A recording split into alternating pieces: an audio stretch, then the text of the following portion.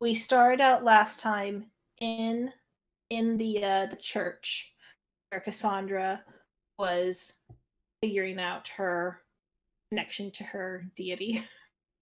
Yep. Finally figured out the Raven Queen puzzle. Which required a lot of sacrifice, but thankfully later the priestess there healed me. But yeah, I met the Raven Queen in a vision, maybe. And she told me Isabella, children, child. And I failed some checks there, so maybe I would have learned more, but I think that's kind of like our only clue as far as the finding the eye. But none of us recognize the name Isabella as being of any importance. And yeah, I think that was it from the Raven Queen.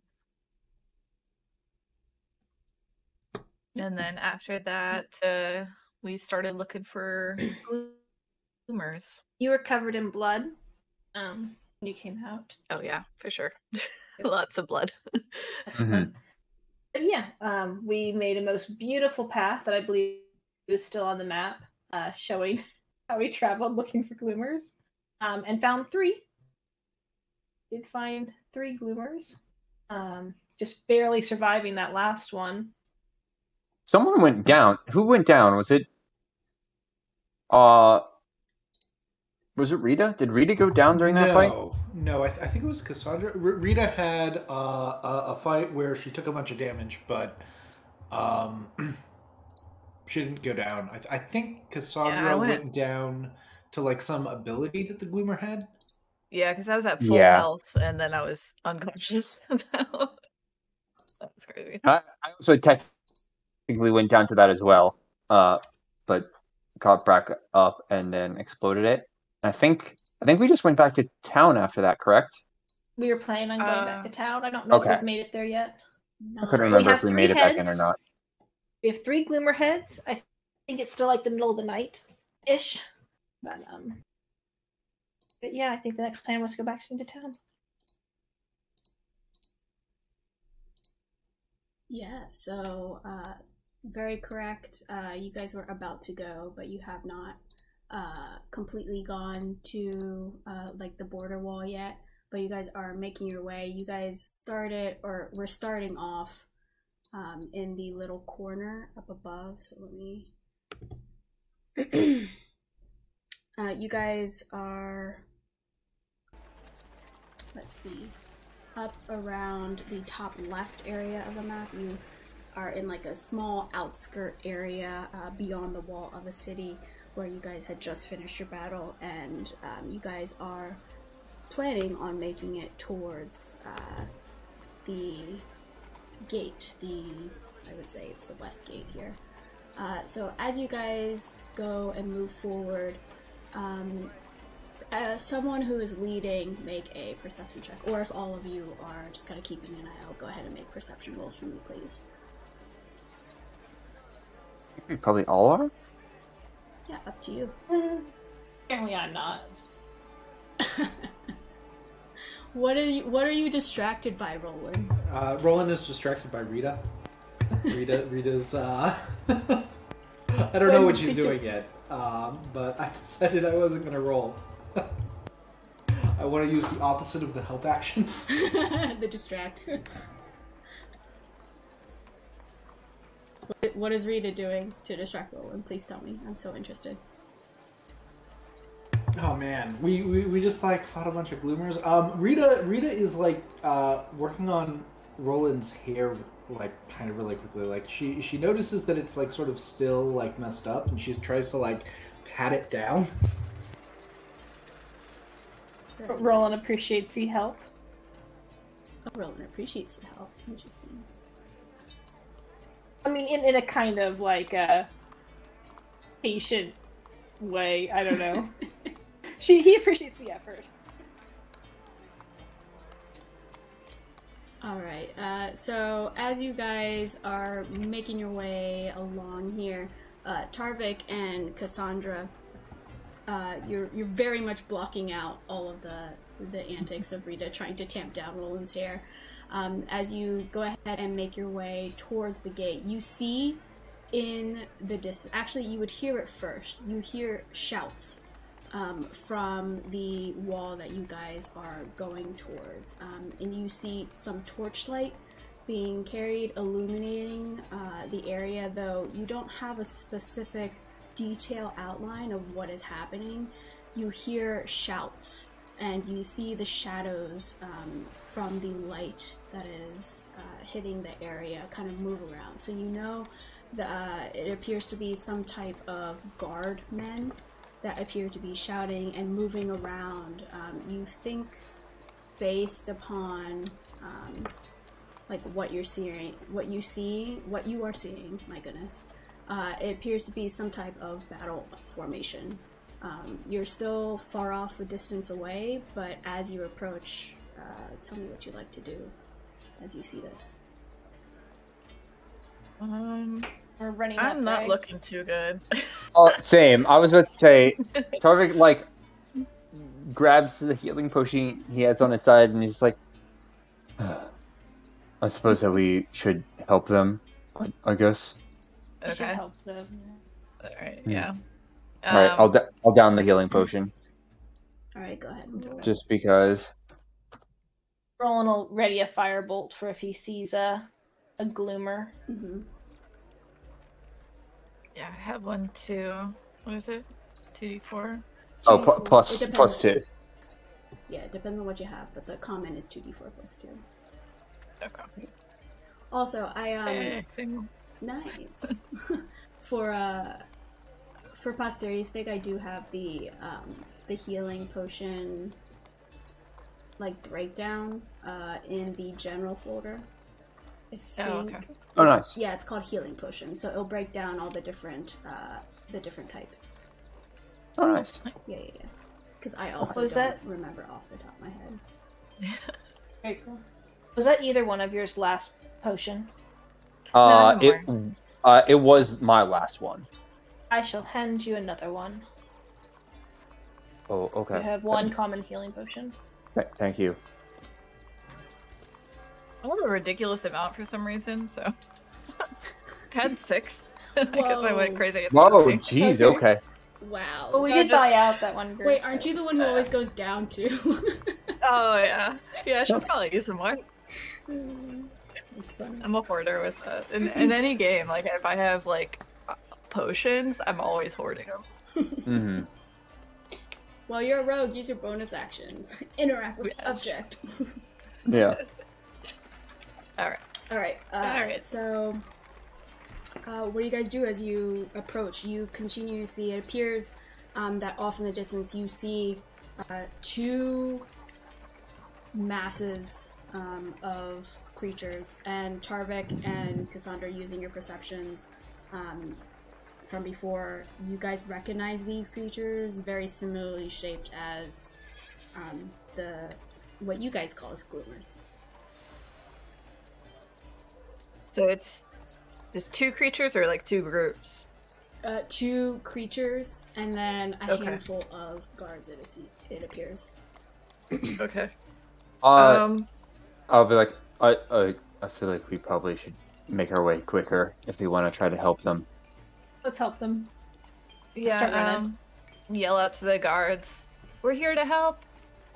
But they don't attack. Okay.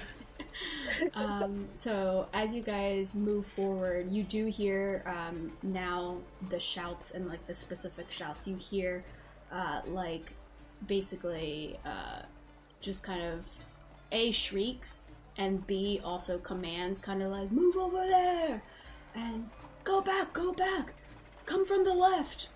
So it sounds like they're trying to communicate with each other, but it does feel like there is a full skirmish happening here. What is your approach? Describe to me your approach, as in your positions. Who's up front? Are you guys in a line, horizontally, vertically? What's happening? Probably guess fan like out a- a little bit. Yeah, fanned out line, Mm-hmm. horizontal. Okay. Yeah. Alright, so I'm gonna put your tokens here like this and show you.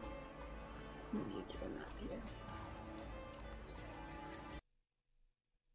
Okay. Yeah. Further. Yeah, that works. Since I'm in range, can I release my held firebolt? You may, absolutely. Firebolt. 18. Yeah, for sure that hits. Nice. Which one are you attacking? The one closer to me.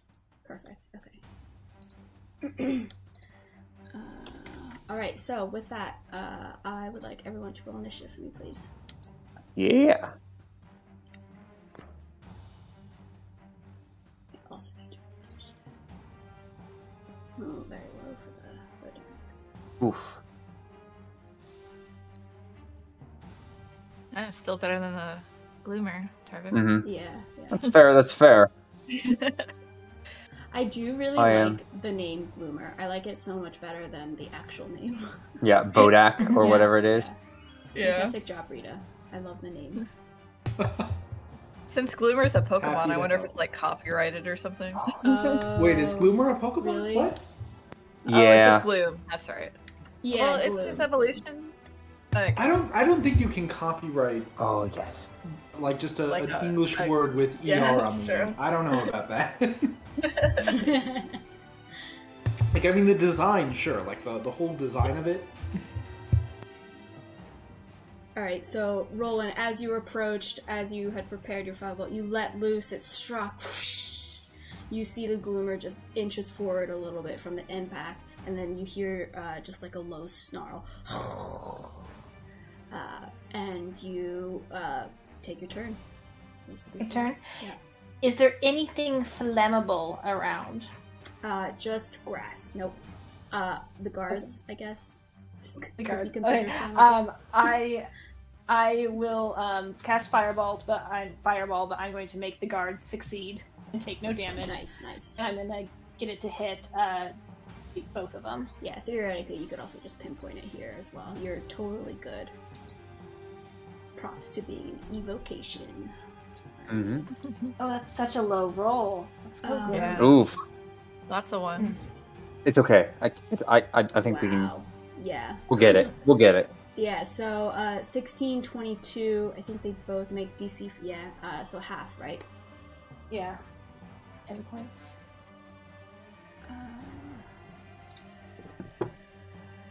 Wonderful.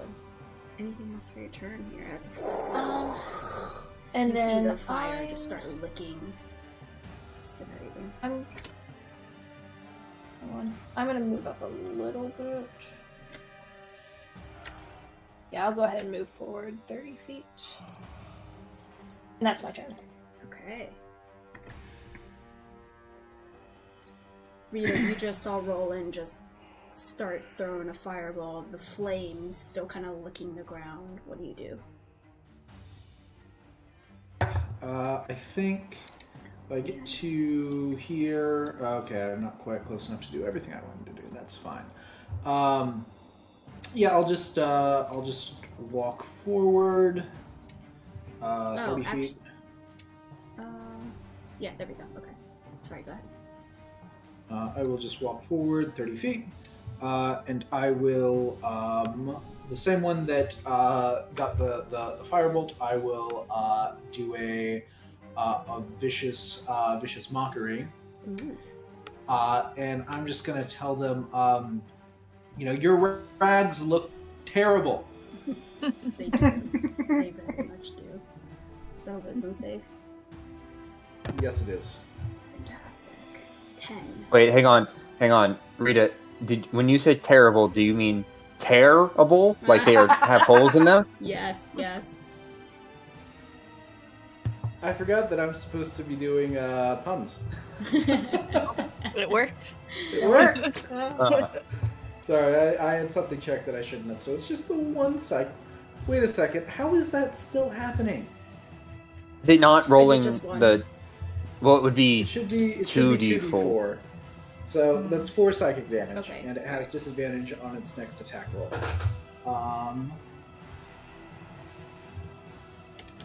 you see this one is starting to not look good. It appears that the guards have somewhat done a little bit of damage to these already. Mm-hmm. And that's it. That's the end of my turn. Okay, that ends Rita's turn. And then we go to Cassandra. Alrighty. I'm going to hide behind Roland. Go ahead and roll stuff for me, please. Yep. Wonderful. Very nice roll. And then I'm going to try and attack that guy with my crossbow. Mm-hmm. 13? That does not hit, unfortunately. You go ahead and shoot the arrow, but with the movements of the guards, of you trying to avoid them, it just shoots past, and you hear one of the guards yell, "Hey!" I just shrug and hide behind Roland again. They can't even see you. They think Roland did it. Oh! Without even holding a crossbow. Without even holding, yeah, just magic.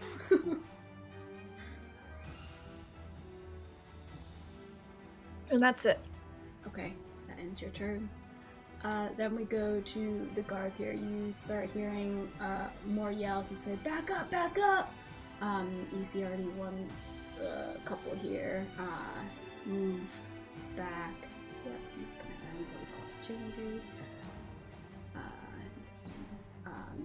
and then we're gonna do a lot of attacks. So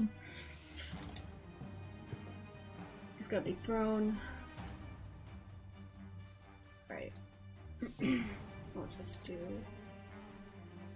You see spears being thrown from the guards above, and you see one of them just completely miss and just gets stuck in the ground. You hear a little bit of vibration from the stick. Another one gets thrown again, hitting and missing, or hitting the ground and missing. Another one pierces this fellow over here. And does some damage as you hear the creature just shriek. Ah! And then 1, 2, 3, 4. Let's do another one. Another one misses on this one, and 1 more is going to throw, and it misses. Unfortunately, as you see, a lot of these guards are just kind of like yelling while the top ones are trying to shout commands as they have an aerial visual. But you see like them oh my god, I can't talk. Visually shaking as they're like throwing the spheres, and you see that a lot of them are missing. Tarvik. Okay. So, before I do what I'm going to do, I need to explain. Tarvik is old. Tarvik is an old man. He would like to go to sleep. He's very hurt. So I'm gonna... Tarvik's gonna walk up 30 feet. 10. There. And then I'm gonna cast Shatter. Hang on, let me... Yeah, you can see that. Right there. So it should hit both of them. Okay. And then I'm gonna use my second Channel Divinity for the day to max damage on it. Nice. So ignore the damage on this, but just so you can see what you need to roll. It's a DC 14 con save, but it's going to be 32 thunder damage. 15 and 19, so both of them save. So it's going to be half damage then. So 16 awesome. Thunder damage each.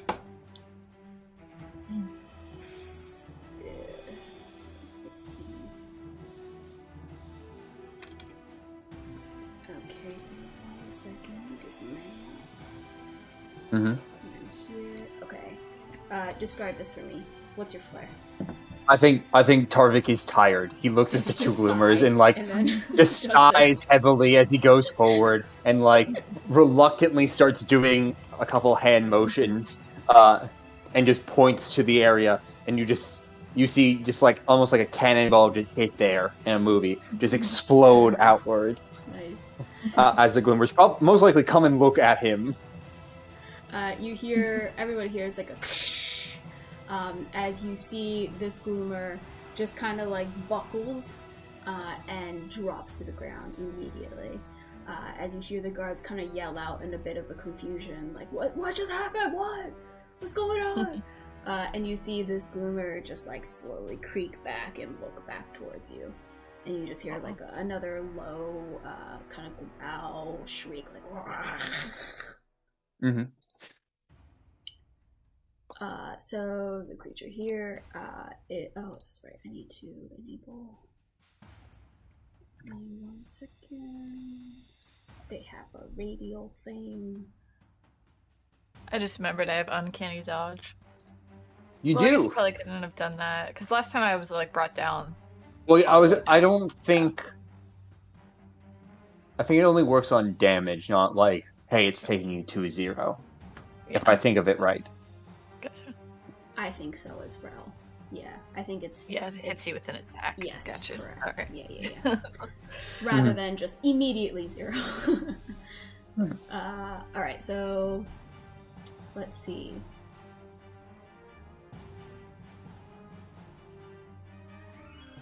You see one of these guards just immediately slump over this one over here. And to delineate that, I'm going to do a red mark. As the creature then starts to look towards you, Tarvik, I would like you to make a Constitution saving throw for me, please. Yeah, I'm familiar with these. Yes. 19. Very nice, very nice. Nothing, no effect. All right. As the creature starts moving forward. As... and... yeah. Alright, so Roland. It is now your turn. Very last fireball of the night. Okay, I was about to say, if we get in another fight after this, it's going to be bad, because I have 1 spell slot left. 21, so I think that's half, right?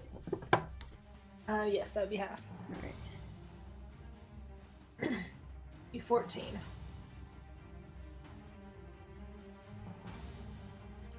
Alright.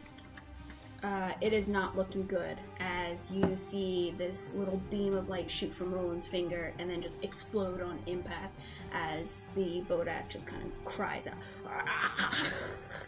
As you see like the flames licking up. Is that in your turn, Roland?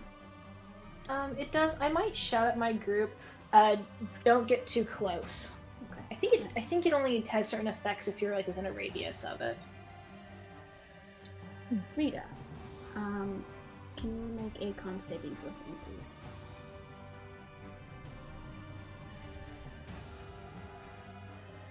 Very nice.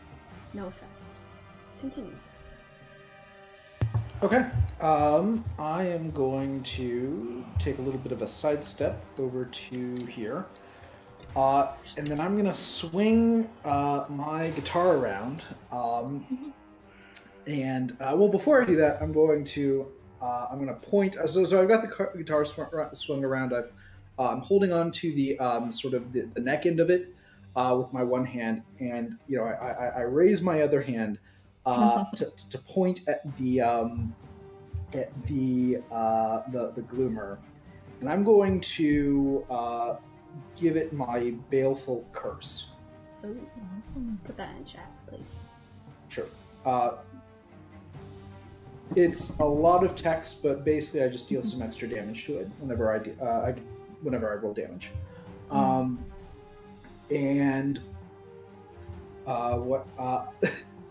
So I take that hand and go from like sort of pointing it to like holding it high over my head, and I bring it down onto the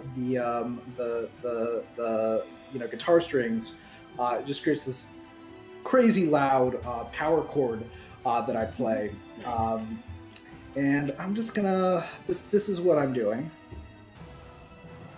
Oh, I love the name of that. Oh my god, Cone of Face. And there's an extra 3 damage from the Baleful Curse.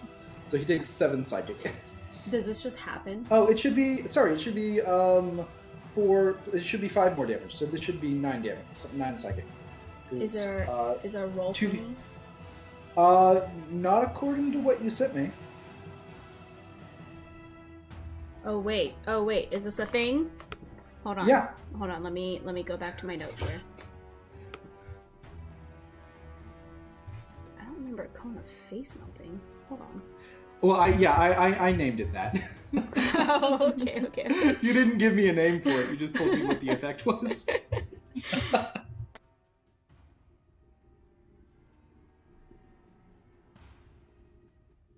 It's like the best name you could have picked, though. Oh, is this letter C, the 2d6 plus 2 psychic damage and 30-foot cone? Yep. Awesome. Yeah, that really should be 9 damage, because there should be a +2 on there. I didn't put that in, and then I didn't check my Baleful Curse box, so there should be 5 more damage there. Oh wait.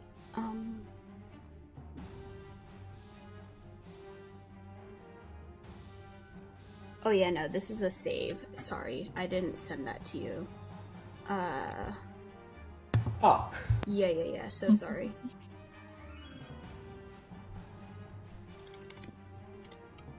Yeah, so this is a wisdom save, DC 16. So it's not my save.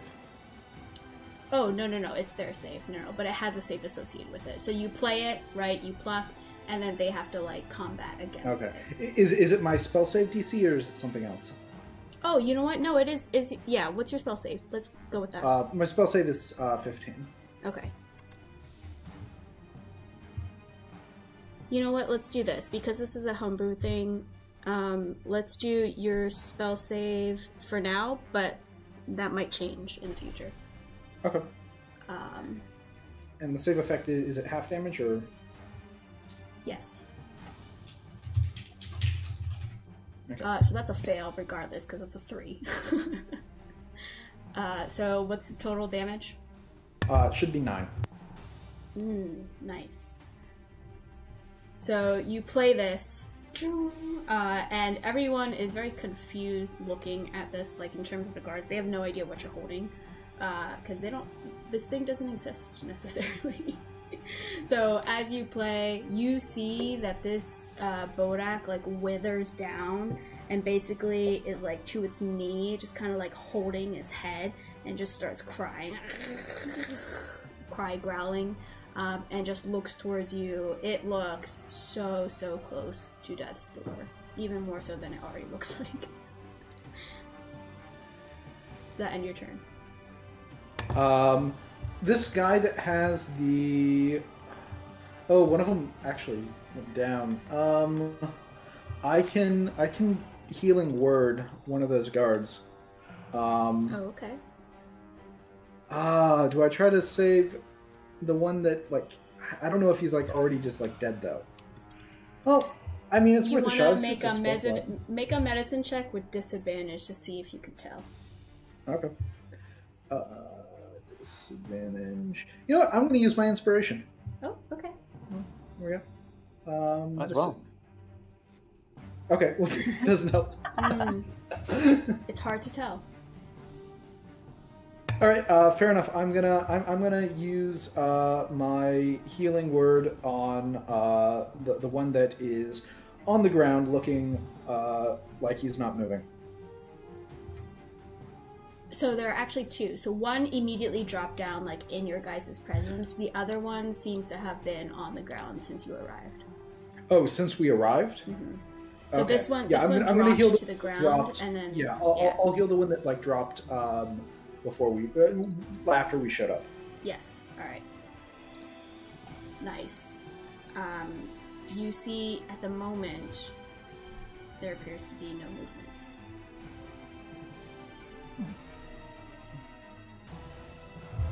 That ends your turn? Yep. Alright. Cassandra. I'll heed Roland's advice. So, thinking. I'm gonna scooch just one over here. And then I'm gonna fire my crossbow at it. Nice. Go for it.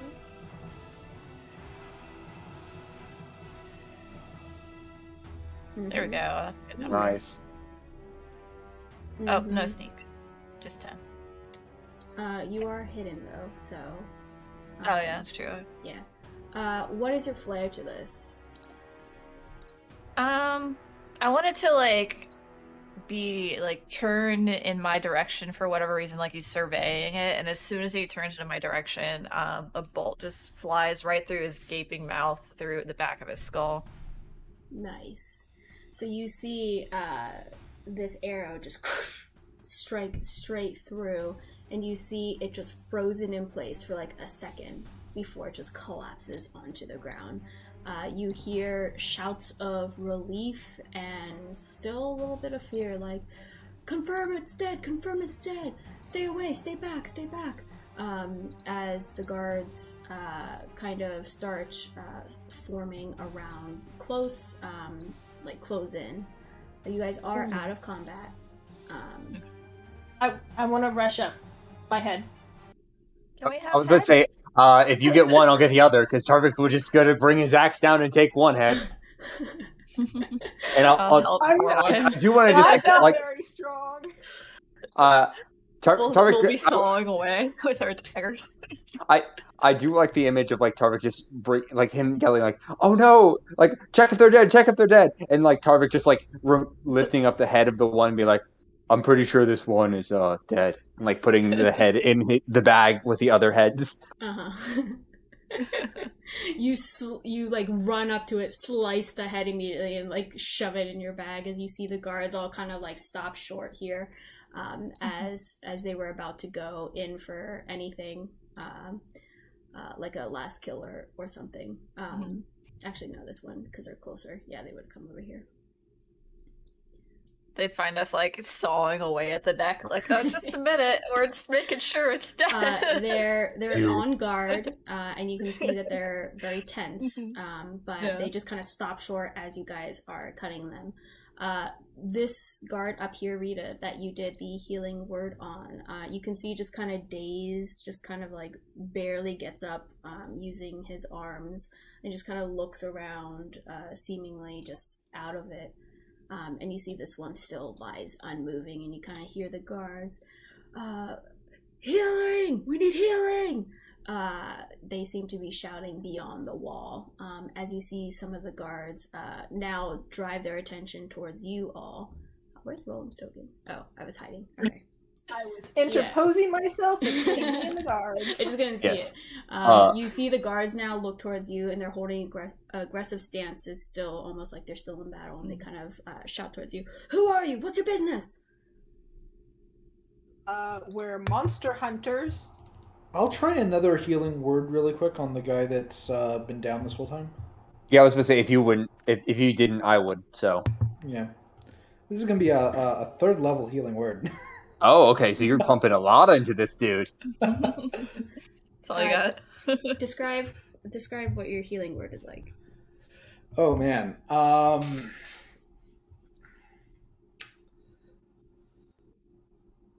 So the healing word, Rita, it was kind of weird that this guy was just already dead when we showed up. But as people start yelling out for healing, she goes to look back at this guy that she was indecisive about who to heal in the first place. And she just looks at him, and she's.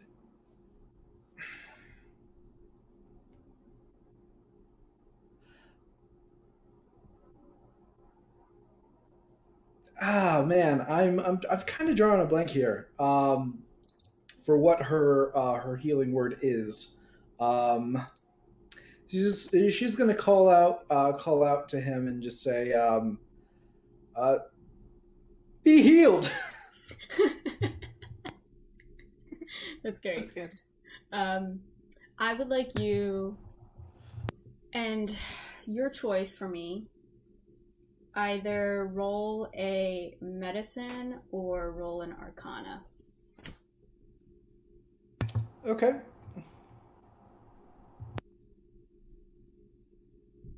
That is exactly what you needed. He was on the brink of life and death. So you go ahead and cast this. Be healed! And you see him just kind of, and all of the other guards just kind of like, what? As they see that happen. So he has life breathed into him thanks to Rita here. As you see him, he's gasped. He's still lying on the ground. Everyone make a perception check for me.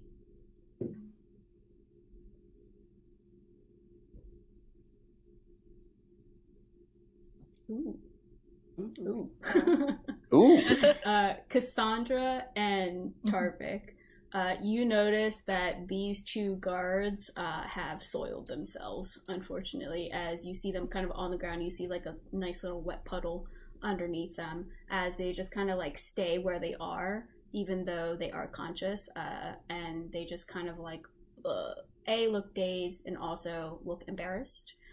While these other three are just kind of like checking you guys out. As soon as you reply that you guys are monster hunters and such, they kind of lower their arms a little bit. Say, well, yeah, you came at a mighty good time here. Oh man, they were gaining on us. We were losing ground. Thank you. And you see one of them outstretches a hand towards you, Tarvik, and these two here just kind of say, yeah, thank you. You're welcome. Tarvik just kind of looks at the hand. I don't know if he knows to shake it or not.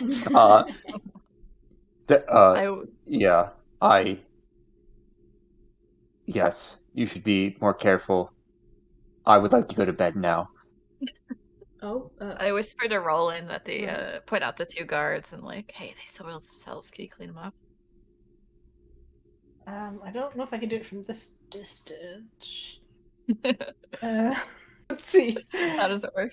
I'm gonna go meander within 10 feet of them and murmur some things to myself, and then like make a big pass and come back. Let me roll something.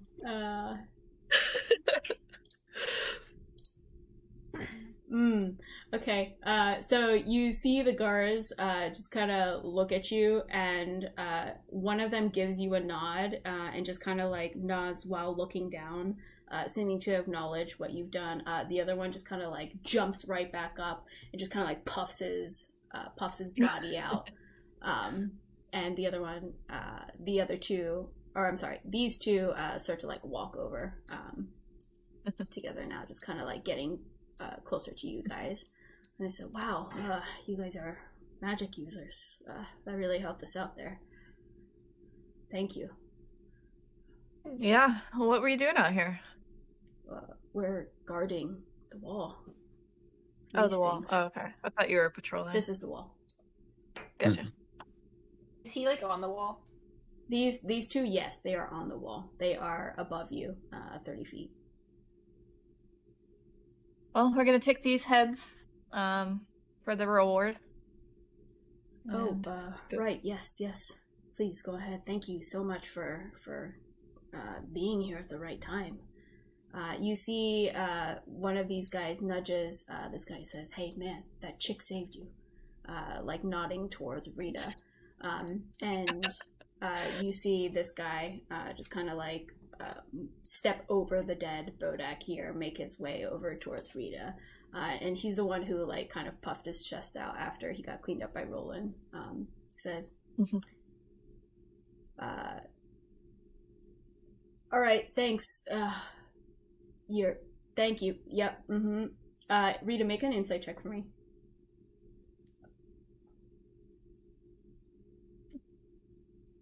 I think over to Cassandra. Is this a human mating ritual? Could be. You can see a bad one. You can see he's kind of embarrassed, but he wants to show his thanks to you, and he thinks you're pretty, which is why he's kind of stuttering. Aww. Oh. Yeah. I mean, you know, I'm sure you would have done the same for me if you were able to. Yeah. If I had magic, I would do a lot for you. Yes. All right. Bye. Guys. Yep. Let's go. And you see, yeah, everyone, back to your posts. Back to your posts. Drag the bodies in. Take them to Michael. And you see the bodies now being kind of dragged by these folks as they start opening up the gate. You see another guard kind of rush in with a couple what appears to be looking like healing potions, and passing them out to the guards. And you see kind of like a refreshment of guards to replace some of these guards as they go and take a little bit of a break. But the guards let you in. In the like once you're inside, they kind of, there's one person who stops you and asks for your guys' names. And he says, Holt, please, thank you very much for saving our people out there, but for entry at night, we need to log you. Names, please. Roland Liadon.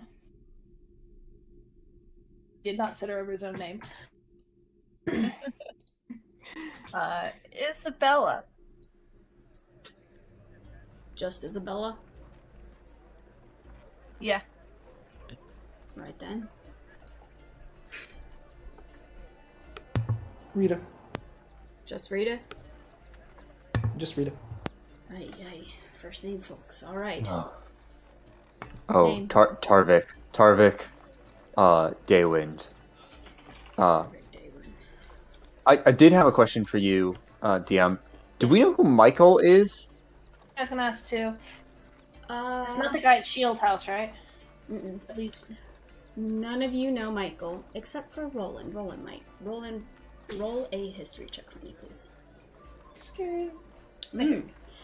You know him vaguely, as most people who would intimately know him have particular positions in the city.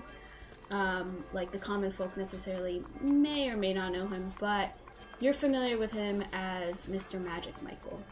And he appears to be some sort of wizard that kind of keeps to himself a little bit, but appears to have like a relatively boisterous and very likable personality, though he doesn't appear out very often.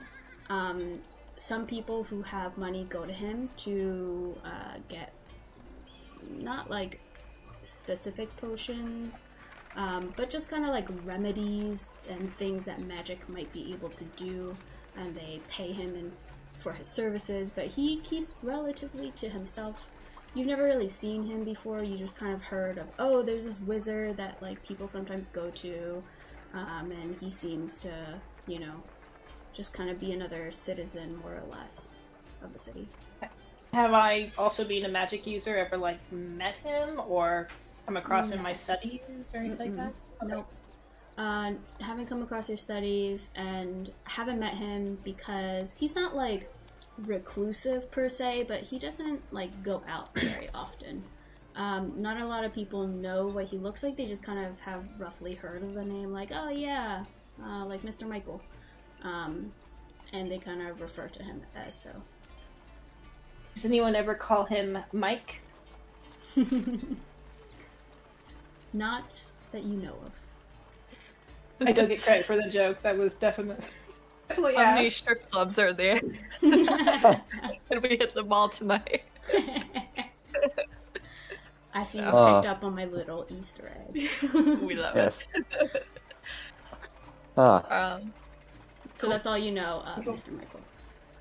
I'll tell it to the group as soon as we kind of like walk away.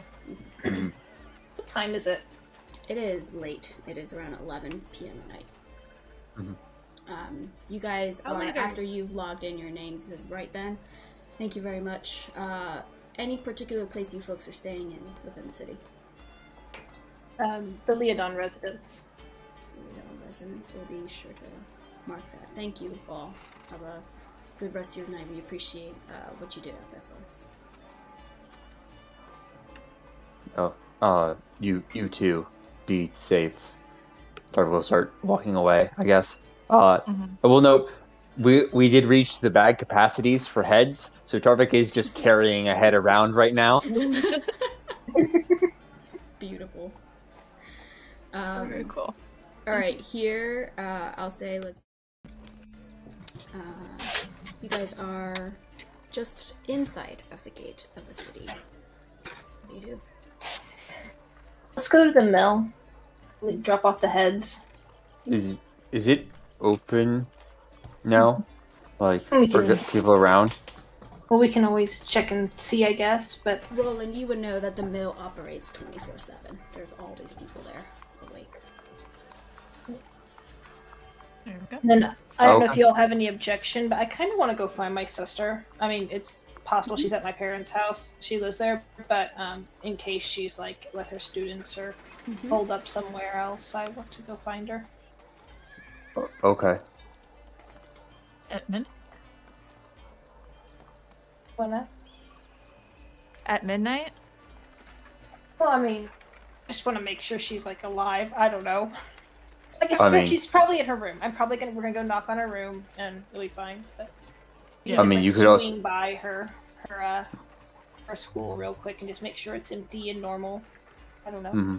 Yeah, and I mean, Roland, you couldn't- would know of your sister's, comings and goings. Like, for the most part, she has, like, normal working hours, but, she's very dedicated to her kids, and just in general, like, the impoverished or those who, are struggling within Rogue's Ward.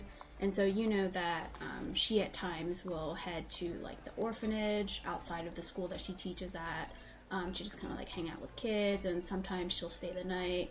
Sometimes she'll be out in the street actually trying to herd any kids that are out, like, late at night. So, like, it really depends. Sometimes she's at home, sometimes she's still out. You don't know. I'll kind of just explain this to the group. And just in general, I mean, I know it's late and I know we're tapped, but if there is, like, a monster in the Rogue's Ward, I feel like we could help people, kind of thing. So. Just a thought. That, if you all don't mind taking kind of like a far swing back to my parents' house, just like by the mill and then through the Rogue's Ward and then back up to their house. Okay. Sure. No, that's fine. The mill. Alright, so you guys start heading to the mill, and you see, you guys are towards the outskirts, and despite the recommended curfew, you still see people wandering out and about. More men than women and children, I would say, but you still see some people just kind of like out about drinking, laughing, and just kind of general vibes. But you do notice some people a little bit more tense and kind of near this area of where the gate was. You notice that people were kind of standing around listening to, like, the shouts and stuff. They were kind of attracted to what was going on outside of the gate. As you guys came in with the head just kind of out. You heard some gasps, and some people just kind of like gawking at you essentially as you guys continued walking and such, and you would hear whispers like, "Oh my god, did they just kill one of those death creatures? Oh, looks like they did. Wow, they must be so strong." And just kind of like just general meandering around. Tarvik, with your passive perception, you kind of notice one little small group of like 2 or 3 guys, human, nondescript, just kind of like follow you guys for a little bit as you guys are walking, keeping a little bit of a distance, and they're like sizing you up. Make an insight check for me.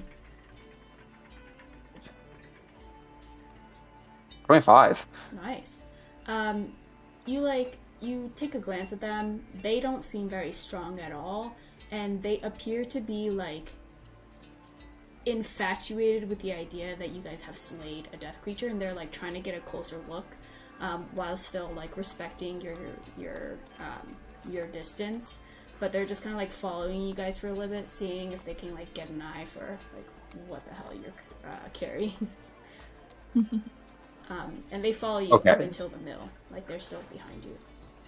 I'll wait. I'll hold the mill's door open, I guess, with my other hand, and like kind of maybe not swing it around, but like let it rotate the head. Like I'm imagining I'm grabbing it by whatever hair this creature has or skin or something. I'll just let it like rotate around. Yeah, like a little, like very slowly. Maybe not like quite that fast, but like just a little bit, so that like if they actually do want to get a look at it, you can be like, all right, this is the one chance, this is my good look. Right. You can see they like notice the head kind of tilting, and they just kind of like take a step back as they see like the gaping mouth and just like that death aura that seems to emanate from it, even in its decapitated form. And you see all of them just kind of like look towards each other with like disgusted looks on their faces, but also like a sense of awe as they just kind of like stand there as you walk in, having opened the door and now entering. They seem to have appreciated it and have now seen the full extent of what that creature is. You guys walk into the mill. You see there are still people training, and maybe like some people who are just kind of like sitting in the corner, just drinking a little bit more of a casual vibe than during the daytime.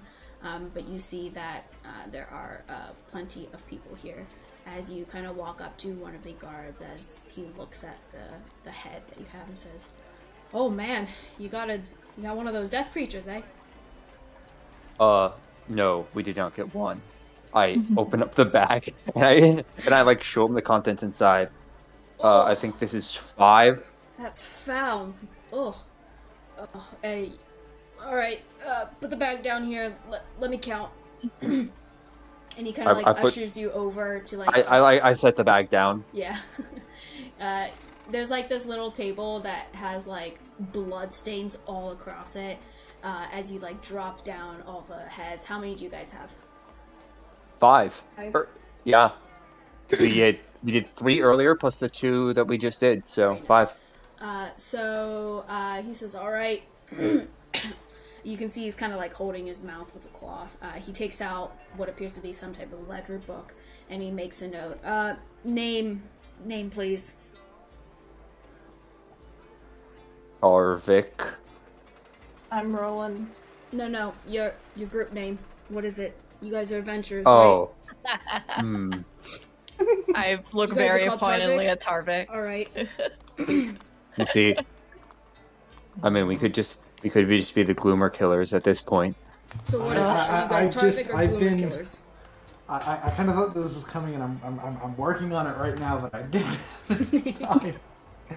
I really like the idea of like, you know, we're seeking the eye, so we're like, you know, something to do with like the Watchers, and I found I came to witness, and I think witness is a really good word for the names. Like something's witness is where I am. Yes. I'm trying to figure out what that something is. Like, do you have something to do with like Ilaria, or something to do with like whose witness would we be? Or do you just want like Fate's witness, or whatever this world's name is, like a witness?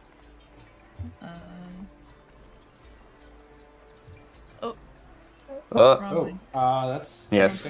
Yeah, I was with that. That is very interesting. I guess like witness. We can just be witness.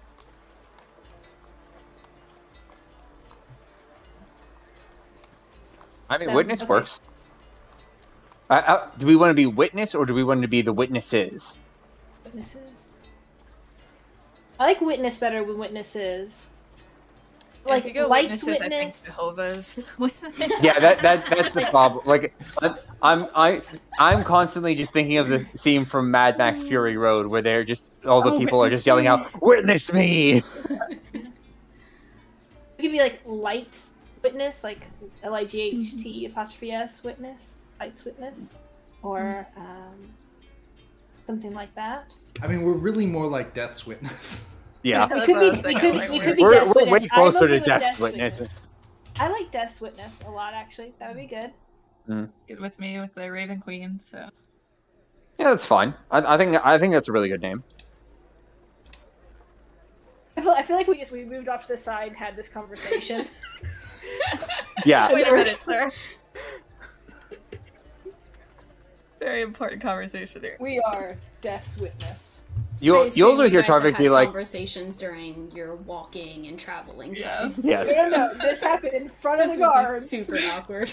There's like a line building up behind us. I mean, to be fair, like we killed 5 of these things. I feel like the guard is like not entitled to wait, but like, you know, we're a group worth waiting for, right? We didn't come with like a couple goblin heads, right? Like we came with like 5 pretty big, largely attacking creatures. Yeah, and I think he appreciates this is an important decision. Yeah. Everyone make an insight check.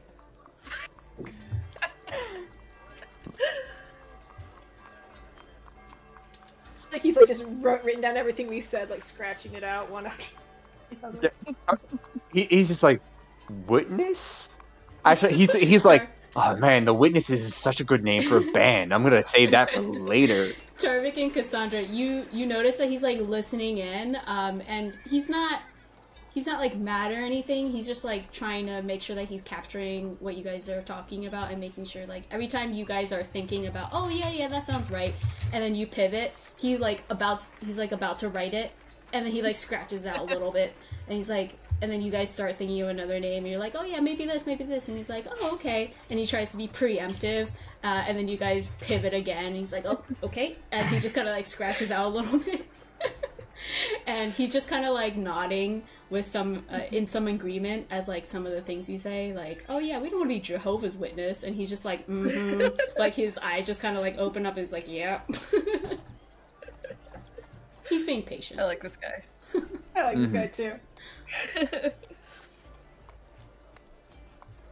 We did settle on Death's Witness. Death's Witness. Guess we should write Wonderful. And he he starts marking it, and he pauses after Death's Witness. He says, "You sure?" No, but for tonight, yes. Oh, you see him cross out Death's Witness as soon as you said no, and he's like, "Oh." I feel at this point you might just need a new form. Oh, okay. I look down at the sheet of paper and just see like it's a book, like a couple W's started and then crossed out, and then like like a full line. Like he's writing in the margin. He's writing down the margin at this point for the name. It is Death's Witness. Yes. And he pauses for a second, looking at all of you before he puts his pen down to paper, and he writes it down. He says, "All right, 5 death creatures. Well, righty then. That entitles you to what did I say? You should write 400 Gloomers. Yeah, 400 Right. gold. Oh, damn. You should write Gloomers next to Death Creatures, because that is their name. Their proper names. Their name? Mm-hmm. Oh. Well, I don't have the authority, so It's I just have ink to, on a paper. for accounting purposes, I have to write it down as death creatures, because if I write down Gloomers, then You can write down Death Creatures / Gloomers. I like, mean, put in it's quotes really next strict to it. form. I mean, I totally love Gloomers way better than Death Creatures. It's catchy, it's got like a nice ring to it, but I'm super low on the pole. I can't do anything about this. I'll definitely So bring your who do we need to suggestion up. talk to? Who's higher up on the pole? Well, everything was kind of decided by first chair, but I'll definitely see if I can bring it up to my supervisor, who can tell his supervisor, who can tell his supervisor, who can then tell his supervisor, and then, up. He just kind of shrugs and says, "I'm nobody."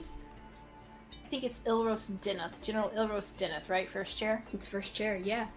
Yeah, we're gonna find this guy, guys, and we're gonna tell him that it's Death Creatures. We're gonna approach one of the most powerful men in the city, and we're gonna go up to him. And the only thing we're gonna talk about is like, we have the official name for this creature that's actively attacking your town. Not a solution, but a name. Yeah. Well, marketing loves go for it. my man. Does he have our gold for us? Yes, he finished kind of writing in his ledger. He says, "Well, right, that is 80 gold per creature's head, 400 to all of you. If you'll just wait here for a second. Hey," and he kind of like points to the guy. "You mind helping me with these heads? I gotta get them their payment." And you see one of the guys. Yeah. He's just kind of like drinking, sets his tankard down and walks on over. Oh, God, I hate the smell of these things. Kind of. Just starts bundling up into like a mini like a makeshift cloth sack that's a little bit bigger than your guys', and he just kind of shoves them all in. Just wait here. He's coming with your payment. You see the original guy has left to go into a building of sorts. As you guys wait for a couple minutes, and you see... Cassandra, the form. Hard. Yes. I'm gonna Change try to it. Gloomers. Try and change it. Oh, he put it away. Are you trying to grab Oh, it? no. Dang it. Is it like... It. Yeah, no. Yeah, if it was out, I would have tried to, but no. It's underneath the table. Oh. There is someone there with you guys, but it's not like it's locked or anything. You didn't see like a lock. I think he spelled our name wrong. Are you saying telling that that to to the the guard? person who's there? Who's like No, gathering I'm the waiting heads? for what Rita's doing. So Rita looks like she, like, ever since, like, you guys have, like, you know, sort of started to settle on the name, like, Rita, like, you know, contributed to that conversation, and it looks like she's just been thinking about the name and hasn't sort of paid attention to the fact that, like, we've settled on something and given it to him and he's gone away. She seems to just be, like, really deep in thought on this. Okay. Now we gotta talk to that one guy, I think, Roland. I'm fine. Peter, are you okay? You Yeah, what's up? Huh? You're thinking. Yeah, I'm still just trying to come up with the name. Like, Death's Witness is pretty good, but I think it could be a little better. Well, I mean, with something better in like the next 5 minutes, we'd probably get him to change it, but otherwise Yeah. it'll probably be tomorrow. And like you see that, like, as you say that, like, Rita, like, sort of like looks up in, like, sort of looks, you know, in this sort of like, you know, the blank state space, you know, how she did before.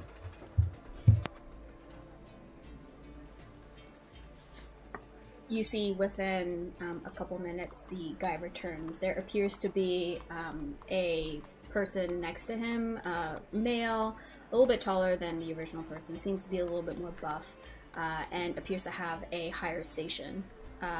And he has, the higher station guard has the bag, and you see he kind of like pulls his brown hair out of his eyes as he kind of looks over all of you guys and says, "Alright, well, you guys are the ones, here you go." And like the guy that you originally talked to, who took down your name, just kind of nods and says, "Yeah, they killed 5 of them. Well, good job, thank you. City thanks you. And your reward.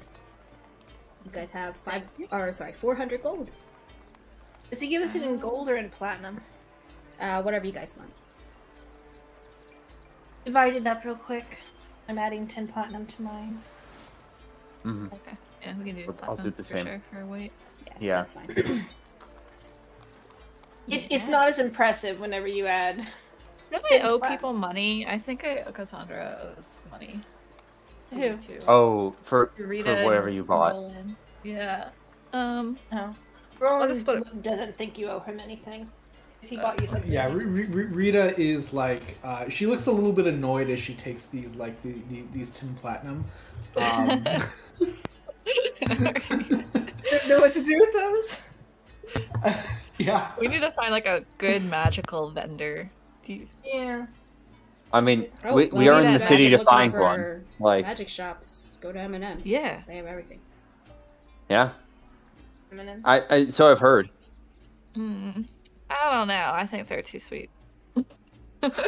He just kind of looks questioningly, not understanding. Too sweet? The joke.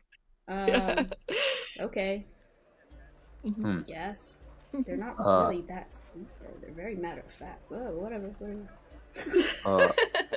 He just kind of nods to the guard who took your names, and he takes his leave. He goes like back inside. Okay. Mm-hmm.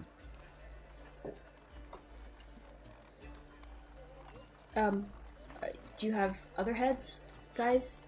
You see that guy just kind of questioning. Look towards the Oh, okay. Well, I guess if you have anything else, feel free to come back. Thank you for your service. Cute. Hey, what's your name? Oh, my name's Garnoth. Garnoth? Thanks, Garnoth. Garnoth. You did great tonight. You deserve a raise. Oh, thanks. Is your boss here? I could put in a good word. Oh, what? That was him. I yell up to the guy. Garnoth is the best employee. He's already got inside. Yeah. Well, you can go get him.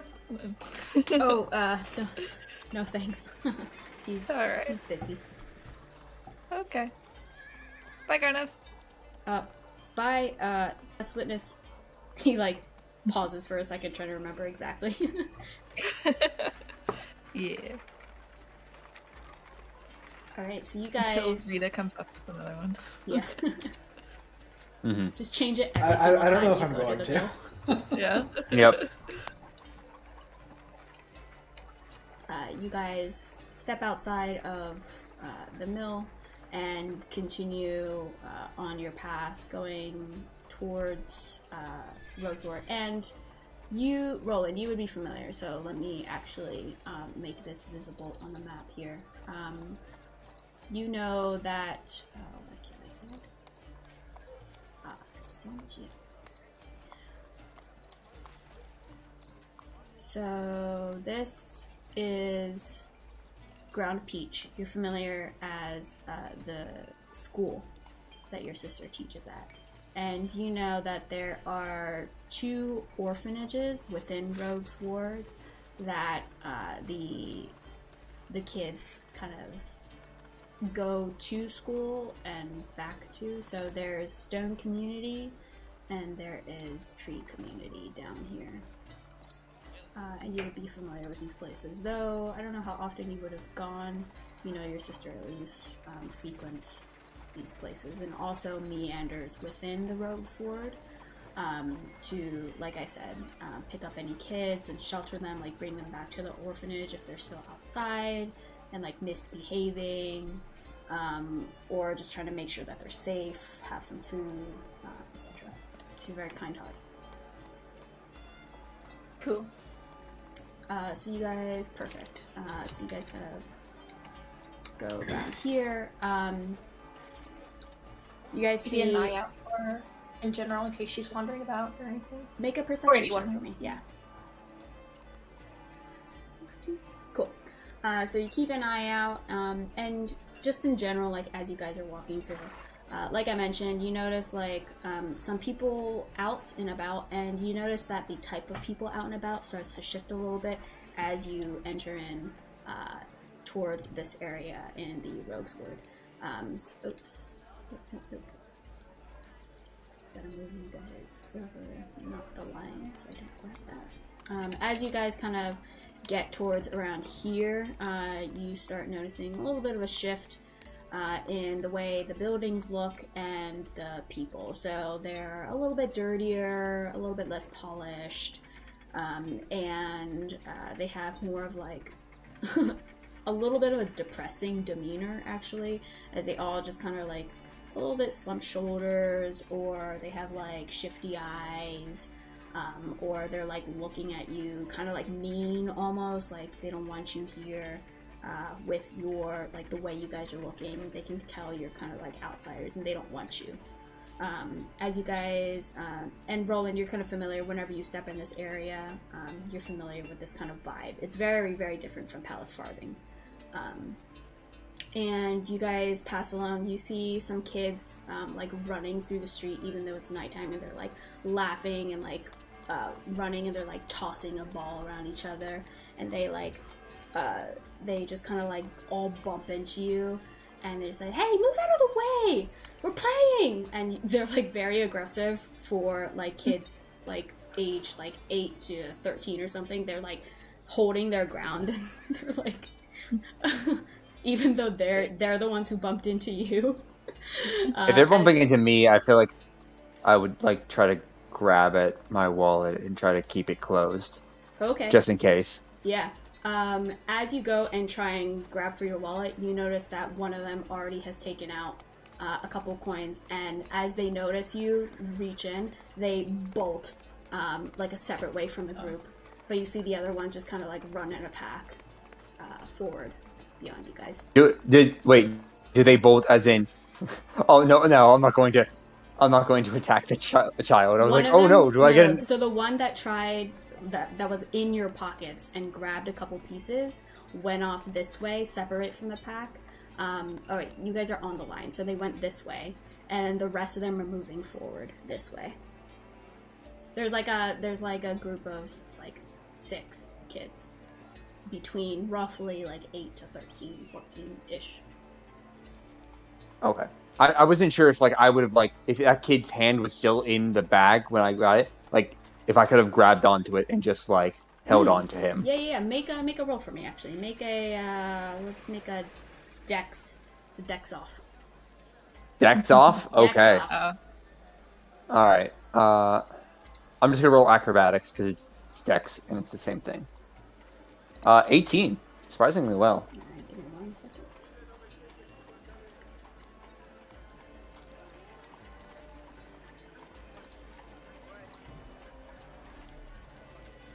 You actually catch this kid's hand as he like tries to veer off from the pack. You like catch his hand. He's like, make a. He's actually gonna try and break. So make a strength check for me. This is gonna be hilarious. I don't have proficiency in athletics, so it's gonna be the same thing as strength. 19. This kid rolled a 7. He like tries to like break out, and you hear like a little pop. And he goes, "Ow!" He's like, I'm gonna just grab his little arm and just lift him up so he's at my height. Yeah, you have him dangling. He's like, "Ow!" And he's like struggling, kicking. I'm just gonna make eye contact with him. Just shake his head, shake my head, like back and forth, like no. He opens up his hand, and you see 3 gold drop. Mm-hmm. Let me go! Stupid bastard! In a moment. Let me go! In a moment. I pick up. I with him still raised. I want to reach down. I'll pick up 1 coin. Stop doing this. I'll hand him the 1 coin. And then I'm gonna cast. I'll cast healing word on his arm as well. Mm-hmm.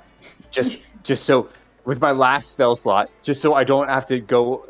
So I'm not breaking a child's arm. And then I'll pick up the other 2 coins. You don't need to do your spell. You can easily see that it like just kind of pulled a little bit, and he's just being a little bitch about it.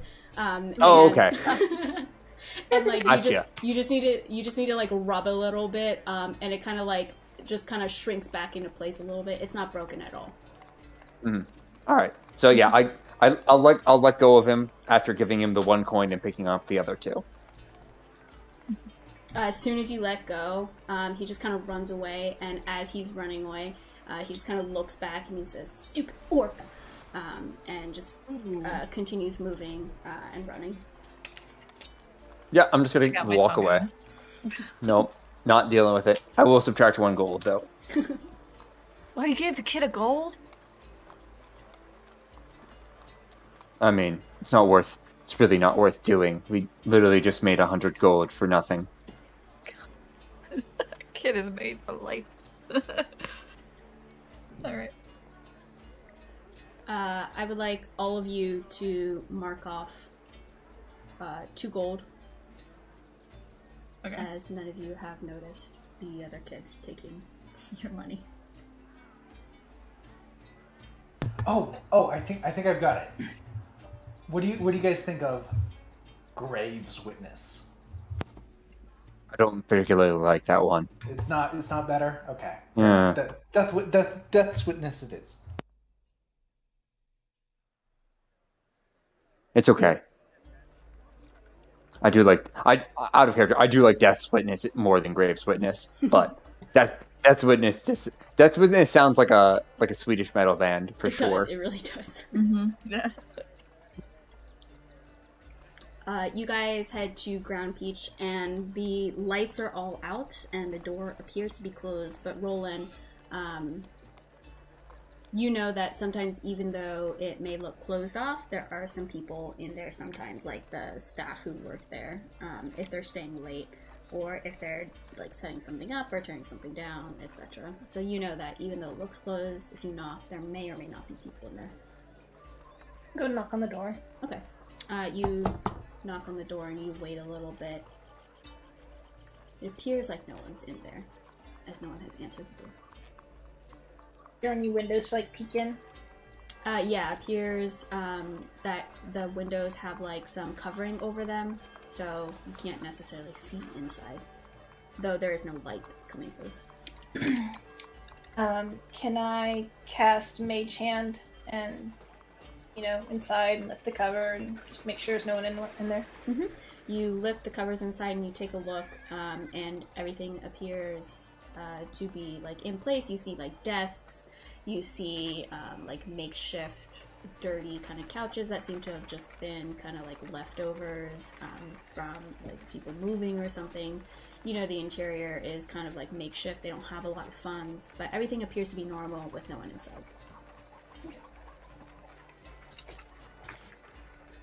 Okay, I don't think anyone's here. I'm gonna keep walking. Okay.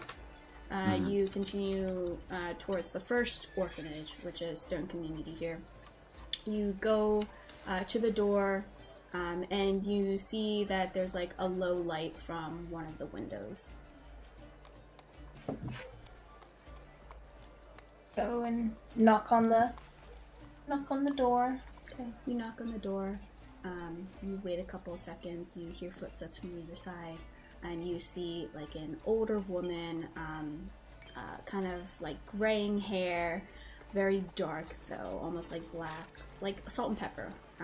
As her hair just kind of goes down to shoulder length. You see like speckles on her face. You can see she's dressed very plainly. She just has like a simple brown like dress-ish on, very simple cloths. As she kind of looks towards you, says, "Oh, hello. You look so familiar." Likely. Very sorry to disturb you this late, ma'am. I'm looking for my sister, Emberlyn. I am Roland. Emberlyn's brother. And you, Roland, you recognize this. She's matron. I'm going to spell it here in chat for you guys.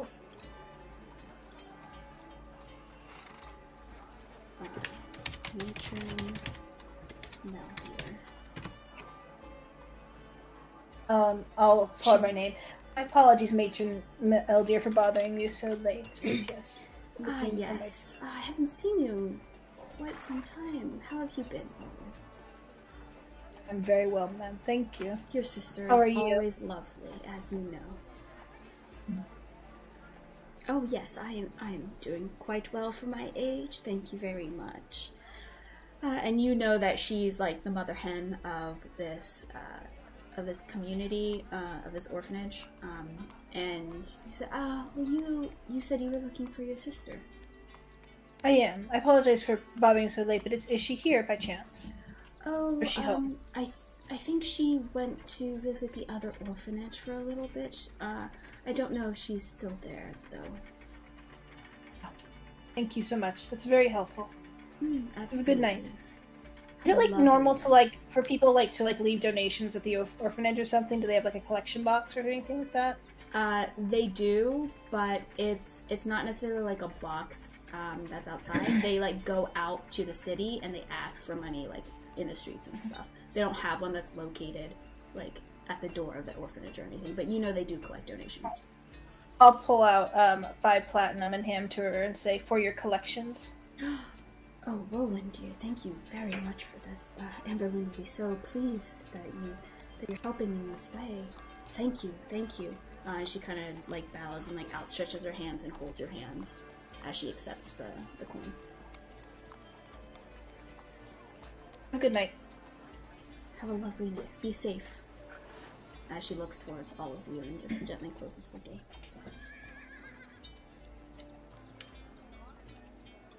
You guys continue to make your way, right? Yep, continue. Mm-hmm. Alright, so you guys continue. And you get to the tree community, and you notice that the lights towards the front are fairly bright, and you hear like some stern voices and like a stern female voice that seems to have a tone of like chastisement. Everyone make a perception check for me as you kind of near the door and hear all this. Aww. We'll help you out.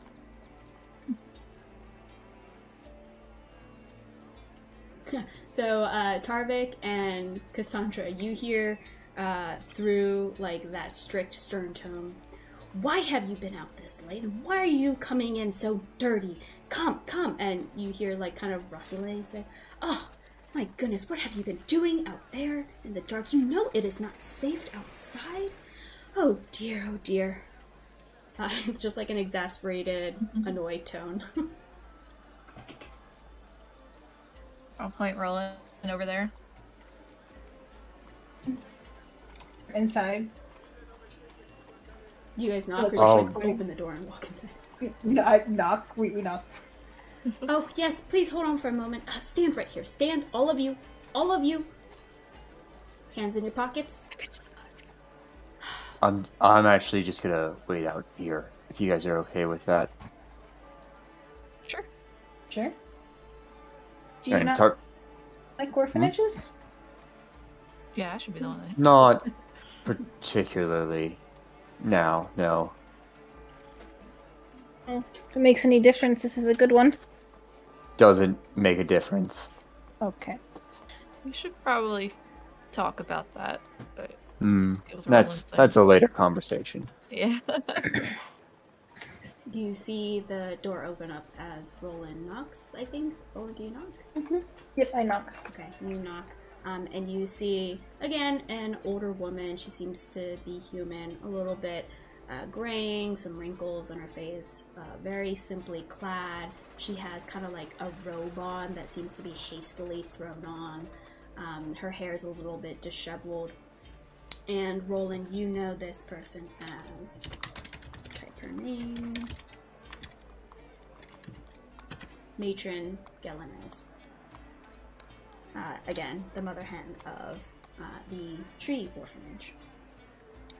Oh, it was Liadon. Roland, of course. You look so similar to Amberlyn. How could I forget? How are you tonight? That's quite late Very for you to well. be out. It is, and You I see apologize some- for the late hour. You see, let's see, Cassandra. With your perception, as you look towards this woman, you see in the back behind her, like, shifting kids. It appears to be the same type of kids who, like, ran through and bumped into all of you guys and were being rude. They're just kind of, like, shifting with their hands in their pocket, like they're fidgeting like kids do, because they don't want to stand still. As they see all of you guys, and they just kind of go super still. Are they the same kids, or? Yes, you see that they're the same. I'm using your perception roll from when you guys entered. Gotcha. Okay. They look very, very similar, and you're pretty confident. Rita, they just kind of look like little kids to you that are just kind of like impatient, and you know, same with Roland. You're focused on speaking with Matron Gelinez. Tarvik, are you like looking in, or are you like trying to stay away from? Probably not looking in. Probably just looking out. Okay. Looking out, just kind of stay. Like kind of half dozing off. Like, what time is it? It's late at this point. Late. Like, it's like yeah, 11:30, 12. Yeah, like Tarvik is definitely like half dozing off, like on the side, probably. Like at the very least, like alternating, like having his eyes closed and then like opening them up, kind of thing, the best he can. Yeah, I'd say it's like midnight right now, 12 a.m. So sorry. Yes. Sorry to bother you so late. I'm looking for my sister. Is she here? Oh, she was here earlier in the evening before she went off to. I assume she went off to go back home for the night. And you see her like just glance back at the kids one more time. And you see they just kind of like go still again as she looks over them, and they're looking at you, and she kind of notices something's off. She kind of gives them like a glance, and looks back towards you guys. Oh, yes, she was here for a moment, and you hear all of a sudden like a little kid just like running through.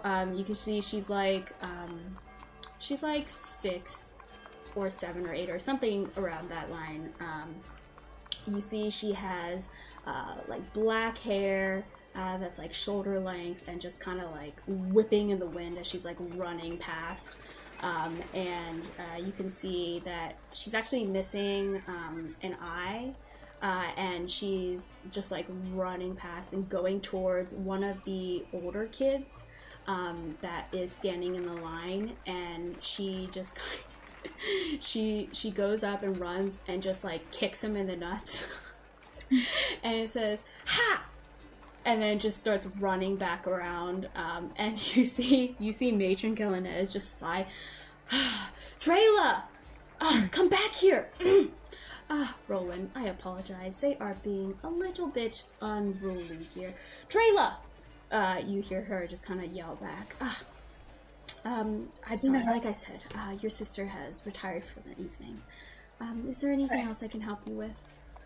No, it seems you have your hands full. Is there anything we can help you with? Oh, they're being just unruly tonight for some reason, and she just kind of like grits her teeth and just kind of like looks back towards the 6 that are just kind of like standing in a line, still hands in the pocket, just looking like terrified.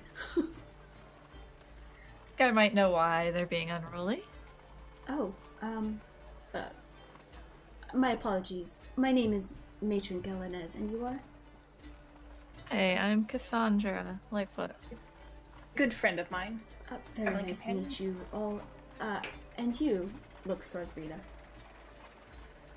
I'm Rita. And your friend back there? Just kind of peers back towards Tarvik. I'm Tarvik. I'm Tarvik.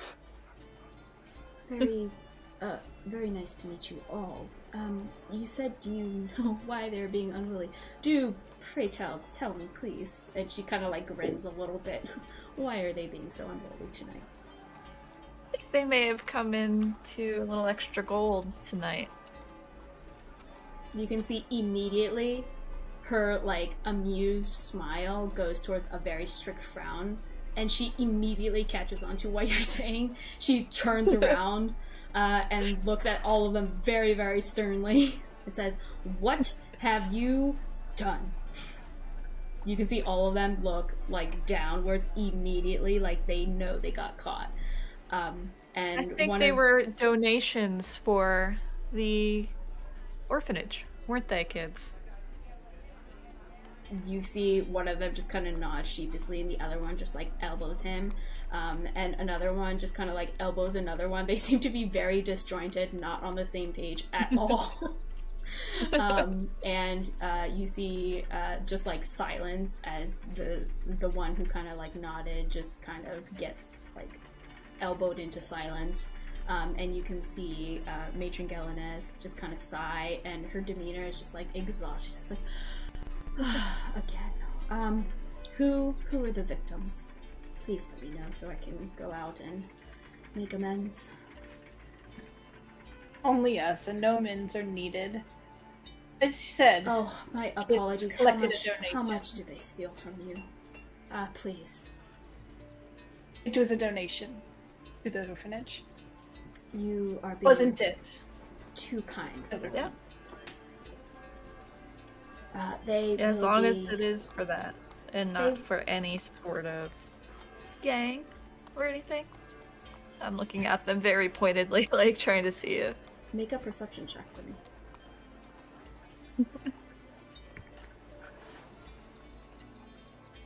I don't know.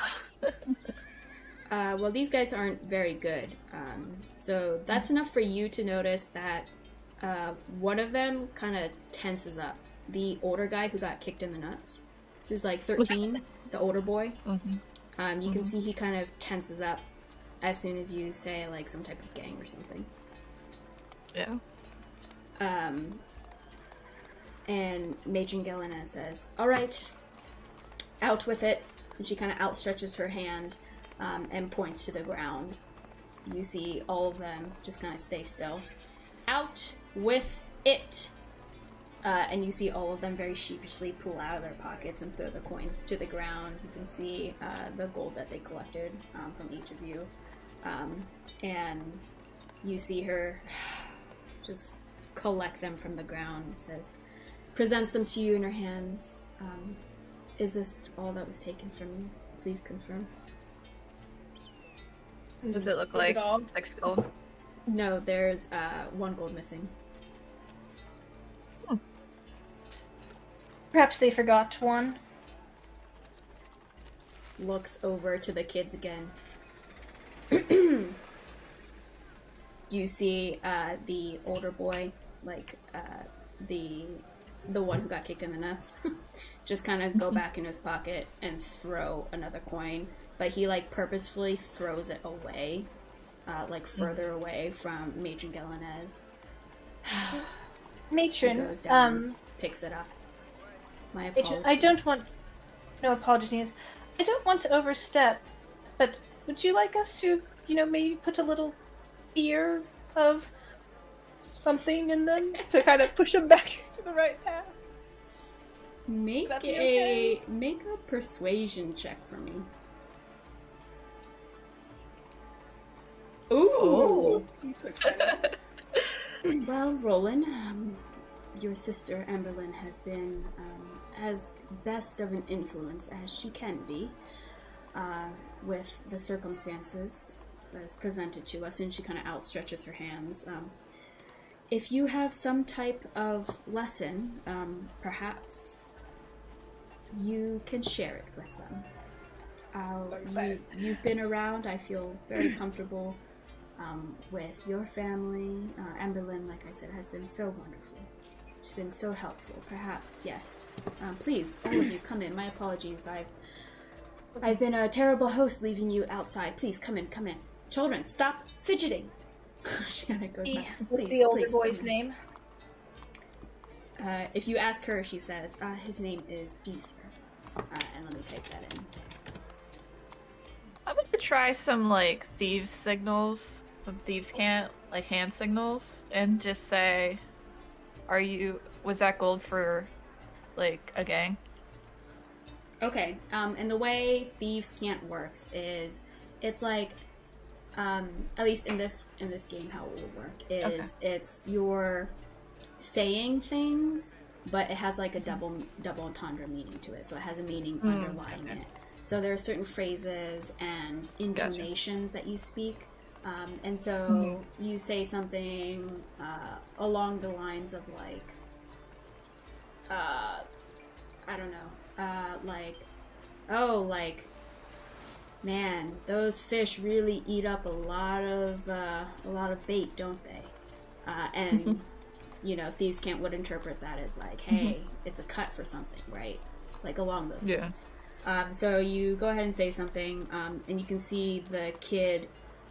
I'll say make another perception check for me, or insight check, your choice. Perception. That's why you see the kid just kind of like smirks, like, and just scoffs a little bit, but that's it. I want to try something. Yeah. I want to use my inspiration. I'm also going to use Fey Presence for the first time. Go ahead, let me put it in the chat. As an action, I cause each creature within 10 foot of me to make a wisdom saving throw, otherwise he is frightened. Sure. Let me make the save. Can I target this one child in particular? Yes, I don't particularly want... You can absolutely target this child, this little bitch of a kid. And I like to think of it that, like, Roland's, like, wild hair has, like his eyes, like, glow into, like, a fierceness, and it becomes, like, a fey creature of magic, like, for an instance, and, like, it just radiates off of him. Nice. And I just want to like look at him and say, oh, it's a 16 actually. So what's your save? Oh, it does. That makes it. Oh well. Wow. It's not right. It should look good though. Yeah. So you see it crackling, like the hair kind of pieces almost crackling with this energy. And you see the kid just kind of like glance up at you and just kind of like puff his shoulders out like he's like standing his ground, like actively going against the fear that you're trying to induce in him. He just stares at you. I want to be cooler than what I'm going to say, but I kind of want to either persuade or intimidate him and be like, what do you do? Things are bad. Yeah. Roll an intimidation check. Tell me what you say and like your physicality. Okay. Well, let me see how good of a roll it is first. And I'm using my inspiration. Oh, wait. Hold on. Face presence, just a thing. I was literally going to say, going back, I know you said DM inspiration. So how about with the DC save, we do it so that I had disadvantage? Okay, we can do that instead. Okay, because that was an 8 with a disadvantage. Okay, he is frightened. And then so you see him puff out his shoulders, but then you see like a little bit of a wet spot going down his leg. Just prestidigitation that away. But I'm gonna be like, gangs are bad. I'm not in a gang. I'm not in a gang. Don't lie to me, child. Okay. I'm in a gang. Not anymore, you're not. Yeah. Good boy. Okay. That's all. Yeah, what he said. And this is the same kid who had like the shoulder, who like yelled at Tarvik. Oh, that one. Yeah. Good to know. Don't pickpocket things. Yeah. And you can see he's like shaking a little bit. He's like on the verge of tears. Okay. You can see at this point, Matron Gelanez comes back with the small girl that you noticed before, the black hair and the missing eye, and she has her by the ear and is like pinching the ear, and she's like, "Ow, ow, ow! But it's not my fault. He's just such a dick." And you hear Matron Gelanez go, "Language, but he's so mean." And she like pulls him along and goes up to Deezer and says, "Apologize to Deezer, Drayla." No. She just like flatly refuses. "Apologize to Deezer." She kind of like pushes him forward again. And you see the ear getting pinched even more. "Ow, ow, fine. Sorry, Deezer, that you're a dick. And you deserve it." And you see Matron Gelanez go, "Drayla. Roland, do you have any other teachings that perhaps you can include Drayla in?" Kind of a once-a-day thing. But I'll look at her and be like, "Don't join a gang." Are you trying to persuade or intimidate? Try to intimidate. Okay. I don't know. Go ahead, roll intimidation. Or I guess we can use the one that you did. Sure, so the 15. We'll use the 15 from before. So she just looks at you. She puts her head down and says, "Okay, I won't join a gang. I mean, I don't want to join a gang. They're stupid. They get dicks at Deezer." And you see Gelanez goes, "Language, Drayla." And Deezer, you're in a gang? You see Deezer is just shaking and doesn't respond, and is just shaking his head. Not anymore, he's not. Nope. Exactly. That's exactly what he's thinking. As Galena says, "Well, Roland, thank you very much for the Scared Straight program. As I mentioned, are you sure that you don't wish the coin back? Oh, we're quite sure. It goes to much better use here. Well, this will go to the appropriate funds and not the pockets of these little ones. Matron, do you have any children with the name Isabella?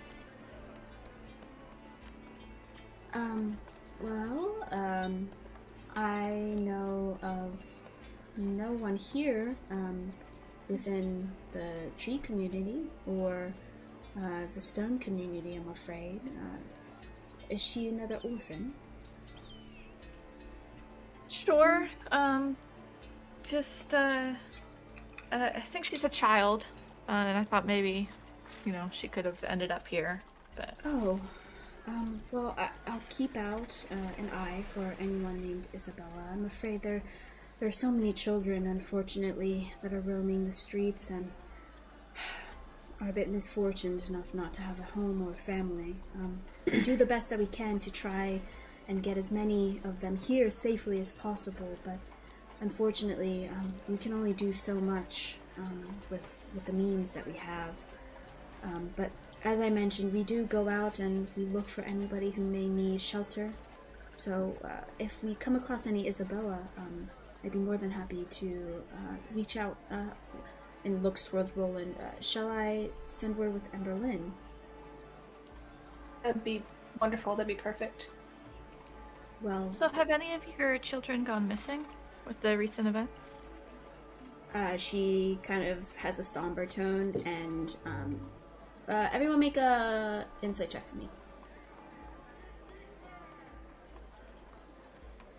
Sorry, I am no longer at advantage. Okay, so that's a 3. Ooh. Ooh.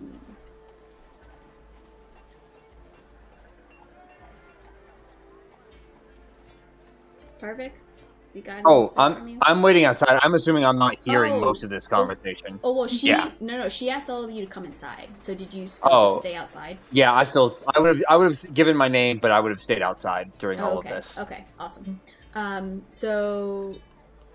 Yeah, Cassandra. 3 and 4. So Cassandra, you notice that she gets a little somber and sad, as well as some of the children. You can see they kind of like get less energy and they just kind of like settle down a little bit. And so she says, unfortunately, yes, some of our children have gone missing, and because they have no strong affiliation with a mother or father figure, or siblings even, the city doesn't do much to look out for them. Though, it seems like everyone is going missing. There are all types of people, with all the signs posted up, especially on the market board. So many. Do you have any items from any of these children? We have some magic that might be able to locate them. Well, unfortunately, due to our means, they haven't returned, so everything here is more or less communal, and those items that the children did have been passed along to others here. Okay. AKA recycling. Yeah, that makes sense. I said to Cassandra, if my sister knows any of them, I think she can operate the scribe here tomorrow. I could ask her. Yeah. We should also check out that market board and see if there's any clues there. Thank you so much for your time, matron. We'll let you get back to your night. Yes. Y'all don't join gangs. You see the kids just kind of nod, and that kid is still frightened, just kind of looking at you. All right, so you guys leave. Where else do you go? Actually, let's take this is a perfect time for a break. Let's do... So, you guys step out of the orphanage. Tarvik, what have you been doing while that's been happening? I think Tarvik's just closing his eyes, breathing deeply, trying hard not to sleep, basically, but like trying to rest a little bit. Get a head start. Yeah, kind of. Like, I feel like I said, Tarvik's an old man, and I also would imagine that Tarvik is very, like, has been for a long time on, like, the sun up, sun down schedule of, like, just, like, not being around people a lot. Yeah. So I think, like, the idea of, like, being like, oh, hey, like, the sun went down, like, 5 hours ago and you're still awake is not great. So. Fantastic. So, anything you guys want to do here at the tree community? I don't think so. Wonder if we should ping Ash. I'm not sure if we should go to like the market board or wait till like tomorrow and like just go and head towards my parents' house and maybe get Tarvik to sleep and hopefully my sister's there and. Where is the market board? Like, where would that be Roland, located? you're in the familiar market. with that at the market. It's that circle that's within. Oh, way up there. Yeah. It's a notice board. So it's not on our way by any means. Not really.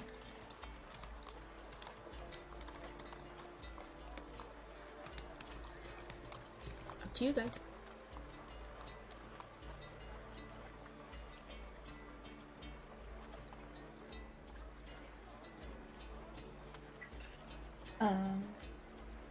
I guess let's just head towards my parents' house then, unless anyone else wants to do anything else.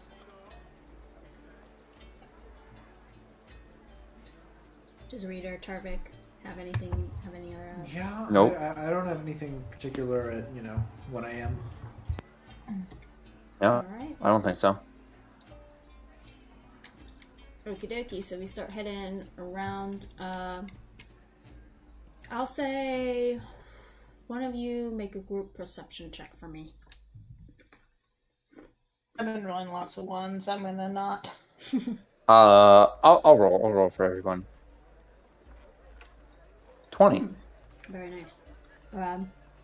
As you go up here, you notice that the tavern, and Roland, you're familiar with the Tilted Tavern, it is rambunctious, very lively. You hear all kinds of noises, people talking, yelling, laughing, going on as you pass by.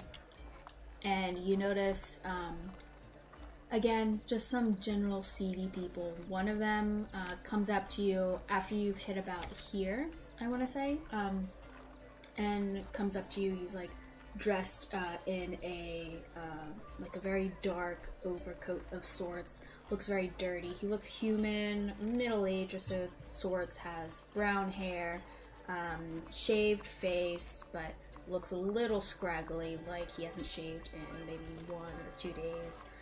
You see he's a little dirty, his shoes a little worn out. He's just kind of like shuffles up towards you guys with his hands outstretched. You spare some change. I'm back. You back? Hey. Yeah, I'll toss him 5 copper. I'll toss him with platinum. Oh yeah, I was gonna say I'll toss him a gold at least. So. Oh my goodness. I'll give him the silver just to even it out. Yeah, he's got one of each coin. He's got a couple of each coin now. Yeah. He looks at his hands and you can see his eyes go wide. He immediately clasps it, looks towards you guys very quickly, says, "Thank you, thank you," and he scurries off back towards where you guys were coming from.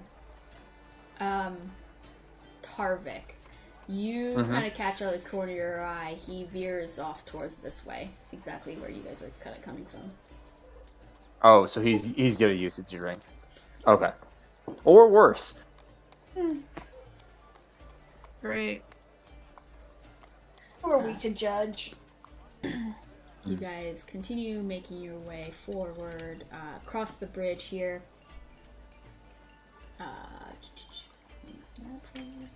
And you are in a much nicer area now as you get into the Hydra's district here. The scenery has definitely changed, and the people here out and about are polished looking and appear to be more normal as you head towards the Liadon residence. You knock on the door, or do you just enter, roll in? You would have a key, for sure, but your choice. If like there's like no lights on, then I'll just like enter. If there are lights on, There I are might like no lights. do this thing. Okay, then yeah, I'm not gonna be quiet. I'm not gonna knock or make any noise. Just yeah.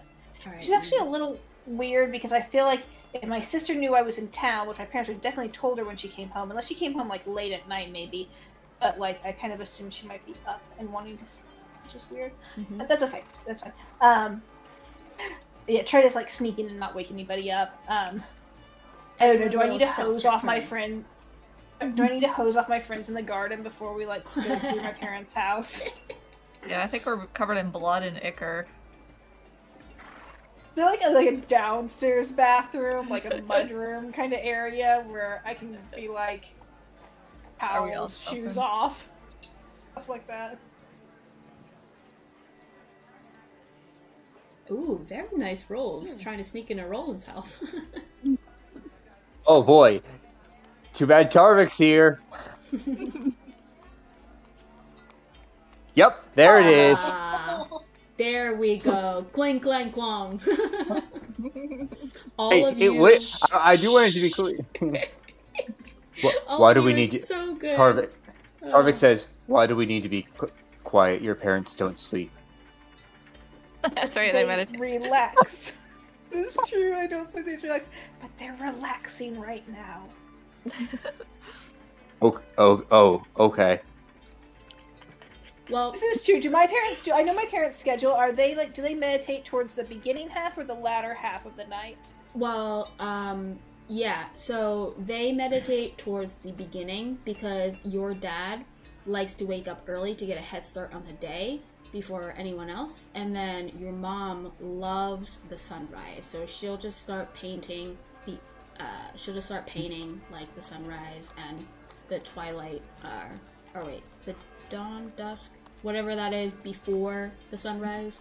She likes capturing that as well. So they go early and then wake up so that they can, be present. But I was just gonna say, did you go out back to like hose them down?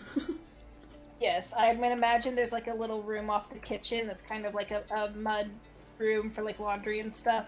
And I'm gonna be in like hopefully outside there's like a fountain with like a well or something like that. And I'm gonna be like, come here, come get clean first, and like take them all out to the back kitchen garden and be like. So there's no mud room necessarily, but like in the back for sure, there's like a little area where you can hose them down. And you do wherever so... we do laundry. Yeah. Sorry, what? Wherever they do their laundry outside. Gotcha. In the Yeah. garden, yeah. Yeah. So you hose them down, and you can see from the back windows now, you do see that appears to be a faint glow from your mother's studio, your art studio. Her art studio, sorry. Look up and see if she's watching me in the garden. She's not, Because as you take a look up. But you all hose them down. Tarvik trips on a hose and makes a noise, trying to untie himself. Yeah, I was about to say it's a combination of noises. It's a body hitting the ground followed by several clinks as like it just like hits metal. Yeah. And then Tarvik also just not keeping his voice down when he's talking. Yes. Again, your parents don't need to sleep. It's not like it's fine. It's fine. I still as- don't want the mud in the house. They're gonna care more about the mud in the house than they are the noise. So why? I say yes. I dump a little more water on him. I'd say this as you're dumping the water on me. Why are you just not using the magic to get that stuff off? Oh, I am. Instead of and I the- will prestidigitation, and it like scrubs against him a little bit. Like dry Like him off. invisible. Got a lot of blood. Something invisible starts scrubbing on whatever the dirtiest part of you is. So, why was the water necessary then? Like Tarvik says, like looking closer to like a wet dog at this point than anything else. Roland, did you just want us to take our clothes off? Is that what this is about? Yeah, if you think that would be helpful, sure. Because we can fill up the water Pick again. kind of pipes up and just goes, ooh. Who? Who does? Okay. Okay, In Rita's head. I thought that was for a second that was Roland's mom, and I was like, okay.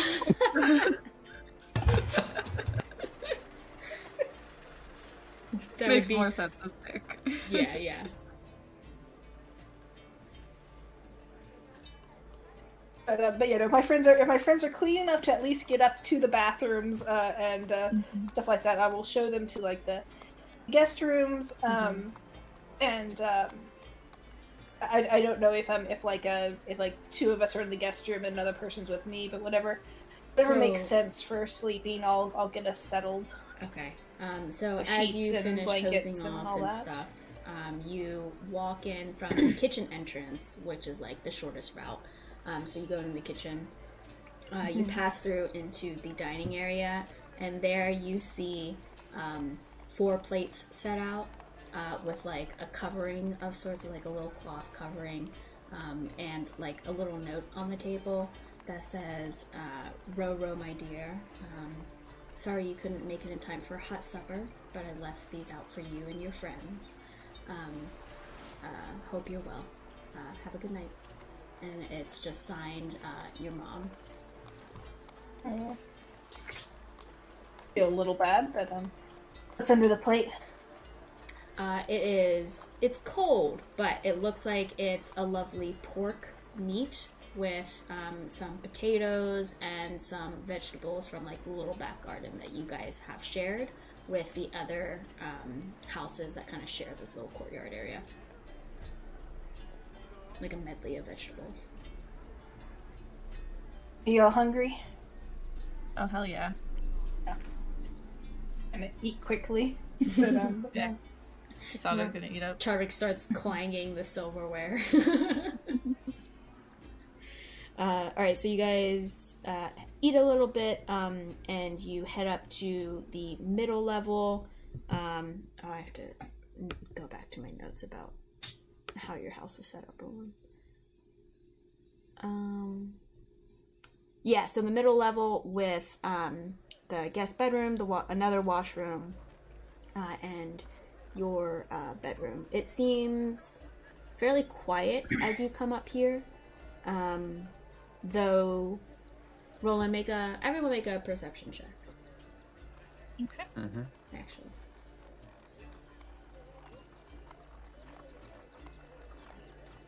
Oh, that shouldn't be a disadvantage. That's 25. Nice.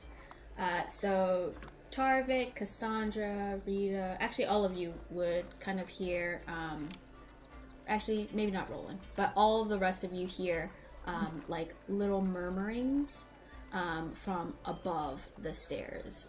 So you hear like a female voice and a male voice that sound very much like Roland's parents, just like very lightly, casually talking to each other. And that's it. I'll tell Roland. Sounds like your parents are up.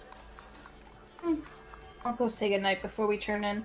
But like I'm just kind of quickly like trying to get everyone settled, being like, this is where you're going to sleep. Here's a towel and some sheets and the stuff guests need, and I'll like set down my stuff. But then I want to go knock on my sister's door. Before you can do that, as you're preparing them all, you hear a door swing open from Amberlynn's room as she just kind of like wipes her eyes, and you all see she is like the spitting image of Roland, except female version. Her hair, not wild though, seems to be very smooth, and it's just kind of like down, tousled around her frame. She's just kind of like wiping her eye a little bit, and just like walking towards you in her pajamas, which is just like a kind of like a night shift, like a thinner material. She is like pulling a robe around her as she kind of comes around and says, Roland. Oh, hello. and she just kind of outstretches her hand. You can see she's probably mid-meditation as she wraps you in for a hug. Oh, I heard that you were back. How are you? I'm well, sister. I am, and I'll take her hand affectionately, but so sorry to wake you up.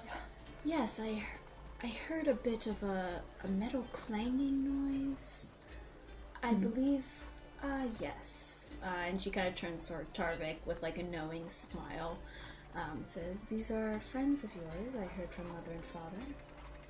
Introduce me. Tarvik, and this is Rita and Cassandra. You can see she kind of smooths her hair down and like pulls it over to one side and just like twirls it a little bit. And then just outstretches her hand very, very, not posh, but like very presenting, and just shakes each of your hands, nods in acknowledgement at each of you, and says, "Very pleased to meet you all. Do you need any assistance making arrangements for them? I know you haven't been home quite some time. Happy to help." Oh, thank you, that's kind. And I'll let her help me get the stuff out. And she helps, she helps bring stuff out. I do believe Mother and Father were staying up until you came home, though they're in the studio. If you'd like to go tell them that you're back. Yes, I should do that. I should probably take a bath first now. She kind of looks you up and down, and just smiles. Yeah, we're gonna do that first. And with the help prestidigitation to make it go faster, I'm gonna take a bath and get cleaned up and into a nightshirt. So as Roland is situating himself, cleaning himself up, Amberlyn just kind of is in the room with all of you, speaking pleasantries, saying things like, "Oh, well, what made you stay out so late tonight? If you haven't heard, I would warn you that there appears to be some strange happenings outside of the city walls. I would say a bit of warning, traveling so late at night." Yes, we killed 5 of those tonight. And I imagine Tarvik is actually probably looking at the food at this point and starting to some semblance of either sit down or pick up the plate and a fork and starting to eat the food. Oh wait, no. So you guys are up in the middle. Oh, we already ate. Yeah. Oh, yeah. Never mind then. If you all want plate. to take your plate up, okay, then no. I wouldn't have been doing that. I would just we took 5 of those already. And Tarvik is probably confused by the number of towels that he's presenting. There's one big towel, but why do I have the small towel and a smaller towel? Medium towel, yeah. Why is there a medium and small one? Cassandra would be equally confused. She's never had a rich upbringing either. You also have like little terry cloth bathrobes. He's very confused by this. Why did you give me why did you give me clothes? Like she would just is this a wizard's robe? Yeah, wizard. She chuckles at that. She definitely chuckles at that. And she just explains very kindly to you all the purpose of each. Is Rita confused at all? Or is she like... Yeah, so Rita is paying a lot of attention to Amberly, or is it Amberlyn? Amberlyn. Yes. Amberlyn. Yeah, so she's just sort of paying attention and talking to her. You know, it's like as far as the towels go, she's not like she doesn't know what to do with like 3 different towels, but she's not very like disturbed by it. Yeah. Tarvik is deeply disturbed. He's legitimately like probably holding up like an equivalent to a washcloth and is like until she explains it's something to wash with, and even that probably confuses Tarvik a little bit too. But like he's probably thinking like, do they have a lot of like very small guests that require very small towels? Yeah. Nice. Is that a covering? So she just explains to you all very kindly, and I won't say insight roll, but all of you get the feeling that even though her meditation has been interrupted, she's like very warm and friendly to all of you. She appears to have like a very kind heart, and just like a very generally nice person. And all of you kind of gather that kind of jives and meshes well with what Roland told you about what she does for a living. And so as she's just like making sure that you guys are taken care of, Roland, you probably finish up your bath and you probably like send the next person in, right? And Christian, I probably wouldn't have gone first. I probably would have insisted my guests go first, unless they didn't want to. But that's Tarvik was probably like if you asked Tarvik like, do you want to take a bath? Tarvik would probably just be like, we just did that outside. I thought we were done with the. Just removing the blood and dirt so that it wouldn't get on the floor. Mm-hmm. This is so that you don't get the sheets dirty. Yes. Oh. Okay. I got you. What? And Derek nods, but doesn't make a move towards the bathroom at all. Cassandra will go.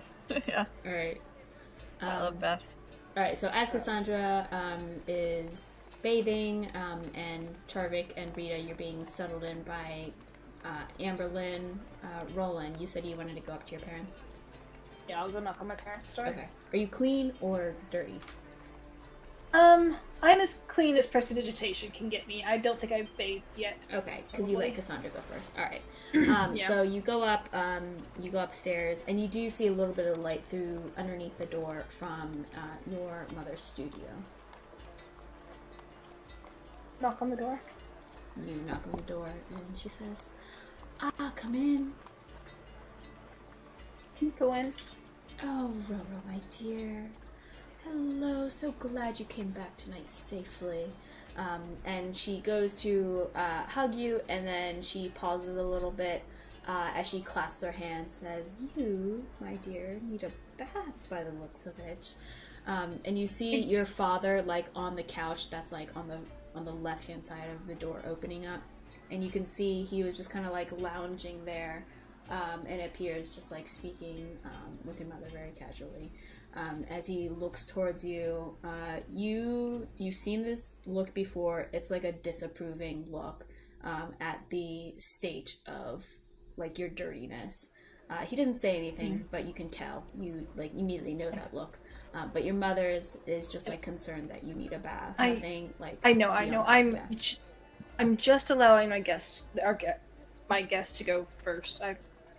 I will bathe for sure. Oh. Did you encounter some type of trouble? No trouble. Has been a night for sure. My group decided on a name. Oh, how lovely. What is the name, dear? Death's Witness. Ah, Death's Witness. I hope others' deaths of monsters and creatures and not yourselves. They're both column A and column B. I was about to say, I think at this point I'm the only person in the party who hasn't died, so who knows? I don't think Rita's died, has she? Rita hasn't died. Rita has not died. Oh, okay, never mind then. She came very close to dying in the fight against the water elemental, but she has not died. And also not worn armor. Rita's a tank. Man, 2 out of 4. I need to do better. Just kidding. Yeah, she. And I'll say to my mother, thank you so much for the dinner. It was lovely. I'm so sorry we couldn't join you. I'm so sorry it couldn't be warmer. We wanted to get a start on meditation. You know how your father likes to wake up early and get a start on the day. And I am keeping you from that right now, aren't I? I'm so sorry about that. Oh dear, don't worry about it at all. We just wanted to make sure you came home safely since you said you'd be back. I'm so glad we have a good place to stay. Always, my dear. If you need anything, if your friends need anything, please let us know. We're more than happy to delay our meditation for a bit. we will make do until morning, for sure. Wonderful. We'll have a wonderful breakfast then. And your friends, they, excuse my presumption, but they don't meditate, correct? I didn't notice the points on the ears. No, they do not. I think I remember where we keep the cots, so I'll make up a bed for them. And we'll adjust the breakfast time then. That would be wonderful. Do not wait on us, please. They can have a brunch when they get up. Oh, lovely, my dear. Well, a wonderful meditation to you, my dear Roro. To you, Mother. Good night. Good night, Father. She just blows a kiss to you, and just sits back down on the couch as they continue. Just you hear a very faint discussion amongst them. If you want to hear what they're talking about, you can roll perception or not. Yeah, I'm gonna close the door, but then I want to pause for a second and see if I can hear what they say. Yeah, roll a perception check for me. 9. With this, you get from your mother. She says, "Oh well, I don't like that he's out so late and coming back in such a state, but he's alive and he seems to be doing well and enjoying what he does." And you hear your father briefly pipe up, though it's a little gravelly because he has a lower voice, but you hear him kind of go, "Oh, the state he's in, well, he's enjoying himself," and that's kind of all you hear as they kind of their voices kind of die down a little bit. Should have taken a bath first. I'll go back and join my friends. And so you sequentially take baths in case, unless otherwise, does Tarvik refuse? I think Tarvik doesn't see the point, and if the main reason is not to get the sheets dirty, you would probably find Tarvik in whatever room that you were hey, this is where you guys are gonna sleep, setting up his travel cot and bed to sleep there. Honestly, Earl's travel cot's probably about as good as the cots I'm gonna set up for you. We don't have beds in this house. We don't use them, but I'll put my bedroll on top of the roll-in bed. But we can. But I do have some soft blankets and some nicer cots for guests, and there are pillows and things like that. So I'll try to get you all comfortable. Mm-hmm. By the way, maybe I missed it. Did Amberlynn have any reaction to us, or at least Tarvik, saying "Hey, we killed five Gloomers tonight"? Yes, but it wasn't big. She just kind of okay. Opened up. She just did at the eyebrows thing, "Oh, I'm impressed," but nothing outside of that. Okay. Amberlynn, I'm gonna pull her aside and I say, "Roland, children from the orphanage are missing." Yes. How did you hear about that? We came back through the rogues ward. We stopped by at the orphanages on our way. Yes, unfortunately, in addition to just in general members of the city disappearing, the orphanage has been a victim as well. Children going off outside of city limits as they do, playing around, and unfortunately they have not come back. Only people that leave the city limits. Sorry, what'd you say? It's only people that leave the city limits. We're not quite sure. You know them. They're a little bit rowdy and hard to control at times, so they slip away, and we don't know. We assume it's outside of the limits because of the patrols that are happening within, but no one can be certain, unfortunately. Do you know well any of the children that are missing, or any of the people that are missing? My attention is spread amongst all of them, and unfortunately, because of that, I don't know any individual in particular. It's quite unfortunate what is happening. It is. We want to go looking for them tomorrow, I believe. I believe that is the plan. But, and we have a scrying mirror. Have you ever seen one? I'll hold it out to her and kind of show it to her. I have not, though I'm aware of such particular devices. This is quite powerful magic. How did you come by about? Powerful adventurers. I'm a very powerful magic user now. She just kind of smiles and chuckles. Was a gift from Ilaria.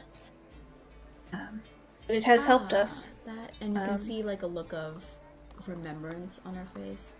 Isn't that the mage who you went to go study under, if I'm remembering correctly? Indeed. It feels like so long ago, even though it wasn't. It was only a few weeks, but she, the mentor that I was staying under, she passed, and bequeathed us a few things in her will. Thank you. It's certainly set us on a journey. But this was one of the items. I was hoping that you might be able to use the mirror to try to locate one of the children. The closer connection you have with the person you're trying to scry on, the more likely it is to find it. Since we don't know any of the people. Absolutely. Perhaps after my meditation, we can do so in the morning, and I would be happy to help. Yes. Tomorrow morning, yeah. And I need to discuss with the group too, but... Do you know a person named Here? My apologies. Do you know a person named Here? Here? Is the yeah, name. H-E-R. Maybe it's H-E-A-R. I actually don't know. Is it H-E-R-E It's actually or H-E-R-E. Yeah, no. Yeah. H-E-R-E? Yeah. H-E-R-E. She just clarifies H-E-R-E here, an individual named Here. The name doesn't ring a bell, should it? No, not necessarily. Just a person we met from the city. His sister's missing. As are many. I don't know how long you've been in the city, but there are pamphlets just smattering the city of individuals who have unfortunately gone missing. More than usual, I will note, of course. There are always people missing, but seems to be a little bit of an uptick. It's quite strange. We all do the best that we can keeping our loved ones safe, but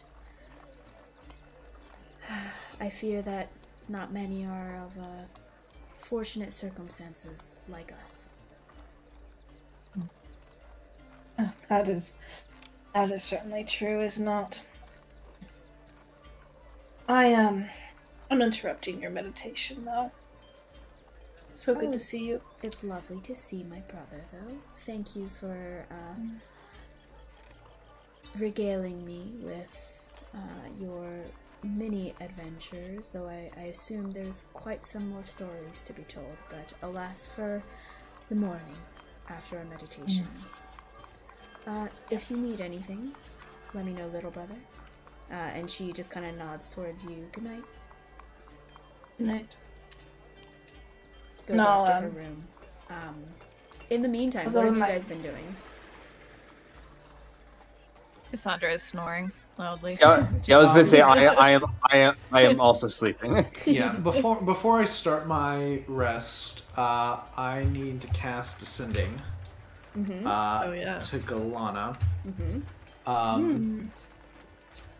I'm just gonna say, hi Galana. We delivered the staff. Here was grateful, but he'd like more items if possible. He's worried about his sister and the Gloomers. That's 25. Nice. You hear back. Make an insight check for me first.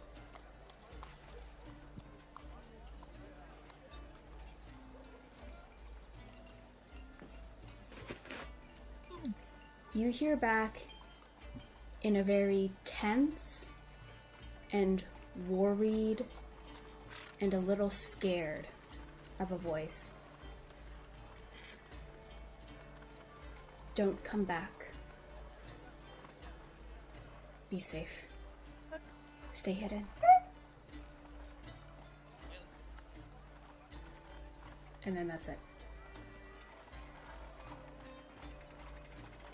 Rita Rita jumps up and runs over to like Tarvik and Cassandra and shakes them awake. What? I was just sitting to Galana and she's really scared. Like there's something wrong. She told us not to come back to be safe. You think Parabor got attacked? Maybe. Oh no. They don't have the kind of guard that this place had. Yeah. And am I remembering right that the only clue that we had about the eye was that maybe it was past the Delore Forest? All of this, Parabor might be closer to all of this than we thought. Yeah, one of the clues was trust in your heart and don't go far. And the tree had a heart, but we couldn't figure out what to do with the tree. On the map. The tree on the map. So the necromancers might have attacked looking for more clues, maybe? Or these gloomers? I've got one more spell. I can send to her again and ask her if everything's okay. Well, we know it's not okay, so maybe she didn't use all of her. She could have told me more, but she didn't. You might not have been able to. Maybe she's hiding from something. Am I back in the room? Not yet. Let's wait for Roland. Alright, Roland comes back in a little bit. Come back. Rita, You all talk to aren't Galana. asleep. Oh, what did she say? Happened. Galana's What happened? afraid. She told us not to come back to Parabor and to stay safe. That's all I got from her. But it seems like maybe something happened to Parabor. Okay, we need to find out if what. We can scry. We can use the mirror. We can scry. We can see if it's okay. Tomorrow we could. Oh yeah, it's still the same day. Mm-hmm. Do you have any? It's been a very long day. It's been a very long day. It's past midnight, but not yet dawn. Do you have any more scrying spells? We could check on Grocknar or maybe someone from the tavern. Get another perspective. Or Ron. Do you want to trust Ron? He's bad guy. He's just kind of a dick. Yeah, but I'm just saying that everyone who's going to be smart enough to give us a good answer to our question. Oh, like ascending. I got you. I thought you said scrying. Yeah, I thought you said scrying too, and I was like, I can't cast scrying. If you can, that's great. Great. Yeah. No, just I definitely cannot cast scrying, but the mirror tomorrow or sending tonight actually. I can do another sending. Okay. Yeah. Well, I do you feel think? like the bartenders, they were able to take care of themselves. They had weapons, and I think they were previously in some sort of guild. What were their names? There's Arceus as well. Oh yeah, But he's a hermit, right? Yeah, but I don't know. I feel like if something happened in the valley, he might know about it. Yeah. So Then again, there's he Monty, seems- there's Zara. He seemed Zara. I don't know if sending to Arceus is a good idea. The last time I tried it, he just sort of trailed off. Oh. Okay, we're gonna say no on that one then. But He's great. I feel like Just send to Zara's Bill a and good Phil. Not to Bill Oh my Phil. God, We're not yes, sending please. Bill Phil. Please. Oh, you accidentally sent to Phil, and you meant to send to Bill. He just uses all 25 words doing that. Yeah. Or Monty. But yeah, I think Zara or we could try Galana again. I don't know. Sorry, did not mean to do that. Airport in peace. It's your choice, Rita. We should ask if Parabor is okay, or maybe we kind of know it's not okay, so maybe not waste words on that. Maybe just what's wrong at Parabor, or are you under attack? I don't know. Yeah, like who's not safe? You know, I kind of think that Ron might actually be a good option. Like, I don't know. You would like probably know a lot. the relationship with like Zara, I don't feel is like she. I don't. You know, I don't think that she really ever respected us that much. And I think Ron at the end, when we dealt with the Marrow, that he sort of like things sort of turned around, and I think that he might. I thought he was annoyed at us because we went to a tavern and sung our praises about the Marrow, and he was like, Yeah, I mean, he should be doing that. Annoyed with us, sure, but What if about if there's like some danger, I think that he's gonna think that we're, you know, a reliable option. I kind of think that if there's some sort of danger, Zara his you know, Yeah, she gotten might out of just town. leave. She's Yeah. just gone. You also might know as much as Ron and be nicer about it. That is true. Yelsa would be a great option. I think. There's Okay, just so there's Groknar and there was Dingle, right? Yeah, Dingle? Groknar is probably a good pick. Probably Yeah. the best pick. Okay. Send to Groknar. Okay. He's an intelligent person, so Okay, let me Should think about respond well. this.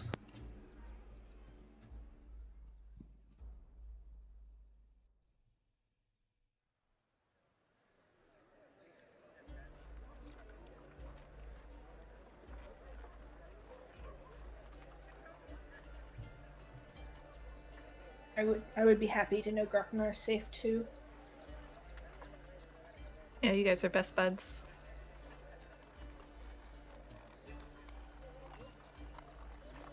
Well, we forgot to like rep his merch. Would it matter outside of Parabor? We should have gotten Groknar's shirts. Is it? What was the name? The Quill and Stopper. Yeah, the quill and stuff. Oh man, I'm kind of blanking. I don't know what to say beyond is Parabor okay? Anything else? What we wanna happened? get into? What happened at Parabor? Like what happened at Parabor? Can we help? Is everyone safe? How can we help? Yeah. That's pretty good.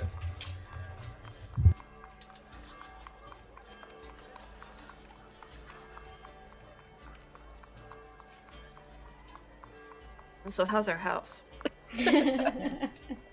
You know, if you have the space for it. Oh, I definitely do.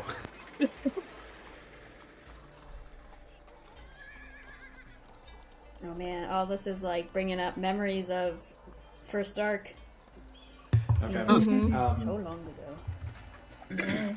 I mean, Digging through these NPCs. I was supposed to, I was looking back recently. I was like, how long have I been in this campaign? And I was like, I think right around now is like we're hitting the seventh or eighth month that I've been involved in this campaign. So like, So that's you guys have been going for a while. Yeah. Yeah. Yeah. It's another We've been playing this- 7-ish months before that. hmm We've think, been right? playing the second arc as long as we were playing the first. Yeah, Oh wow. because we hit a year like a couple months ago. We hit it in August. Wow. Mm. Yeah. Time We are is in such a- flying, guys. All right. Oh, we're I'm all gonna go a ahead year and older.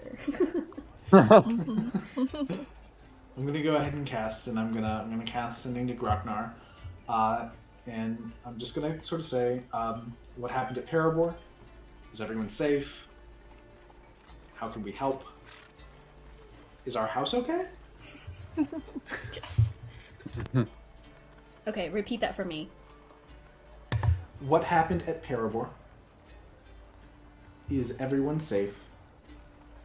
How can we help? Is our house okay? I feel like it kind of rhymes. I You know, hear but- in response. Darklings. Searching. Stay away. And you hear it in like a muffled, low, like almost trying to be stealthy voice. Doesn't Did I address hear- your house. Did I hear him say darklings? Darklings. Okay. We know what There's- a dark Searching and stay away. There's some sort of creatures. Maybe it's the Gloomers. He called them darklings. That are about. It seems like he's hiding from them. Wants us to stay away. Do we know what darklings are, though? Specifically, have you heard that word before? Everyone make a history check. Everyone, Maybe or we have. Well, I'm assuming Rita tells everyone, so. okay, that's Yeah. fair. Yeah. Yeah, so Roland, Darklings is a really vague term. It could be referencing things like creatures of the dark or creatures of the Underdark, vampires, werewolves. There are many uses for that word. It is like so vague that it's really hard to pinpoint like what necessarily specifically Grocknar was talking about, but you know that it's been referenced for vampires, werewolves, creatures of the Underdark, things that have like dark magic, so like necromancy, just like all types of different things. But those are a few.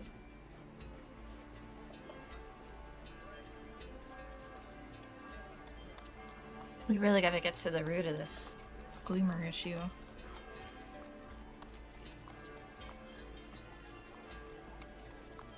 Mm-hmm. Maybe this Michael might have some keys to figuring it out. This magical Michael. Oh, and it's actually Michael Dune. I misspoke. Okay. Michael Dune. Mr. Magic Michael Dune. Correct. Mm-hmm.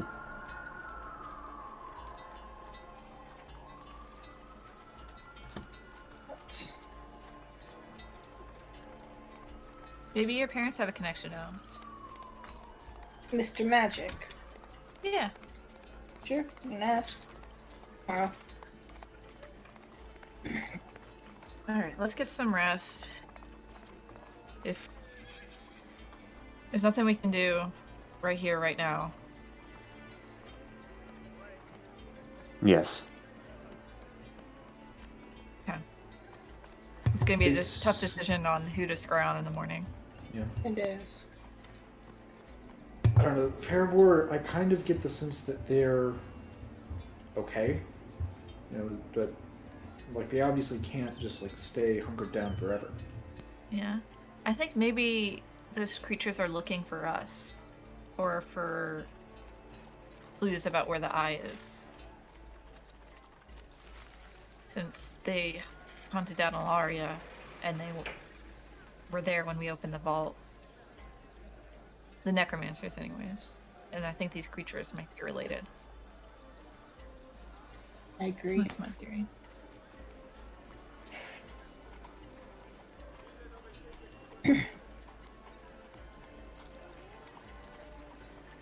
I'm going back to sleep. Y'all should sleep. Mhm. I'm Hear going me to go. quickly snoring again. I'm gonna go find my favorite spot to meditate in my room. Nice. Where is Roland's favorite spot? Describe your room. My room has a big window that looks out into the garden. maybe like a medieval version of a telescope kind of a thing. But there's a seat on the window, a little bench thing kind of in front of it. That's just the right size for meditating. Or sitting cross-legged on. Before I go to sleep, I'm going to pull out my my bestiary, which is currently just 2 pages, and I'm gonna work on the entry for the Gloomer. I need to know what the second entry is. Oh, you only have the one in there? Yeah, me Because too. there's 2 pages. Yeah. There's 2 pages. So I have a page for the mouthy lurker, and I have a page for the Gloomer. And so I'm filling out the page for the Gloomer. You're really good at naming things, Rita. Yeah. What was the mouthy lurker? That was the monster that we met in the Shadowfell that created like a illusory city. Gotcha. Yeah. You need to add the water elemental to your bestiary too. That's a good point. Alright, so anything else before you go to sleep? No, that's it. Anyone else? Cassandra's already super asleep. Yeah, I was about to say Tarvik is Tarvik joining is in too? that. All Like, right. yeah, the Symphony of Snoring has added another member quickly after that. Alright, so with a very full day coming to a close, you guys go to sleep and roll and start this meditation. And I think that is a perfect place to stop for tonight's session, actually.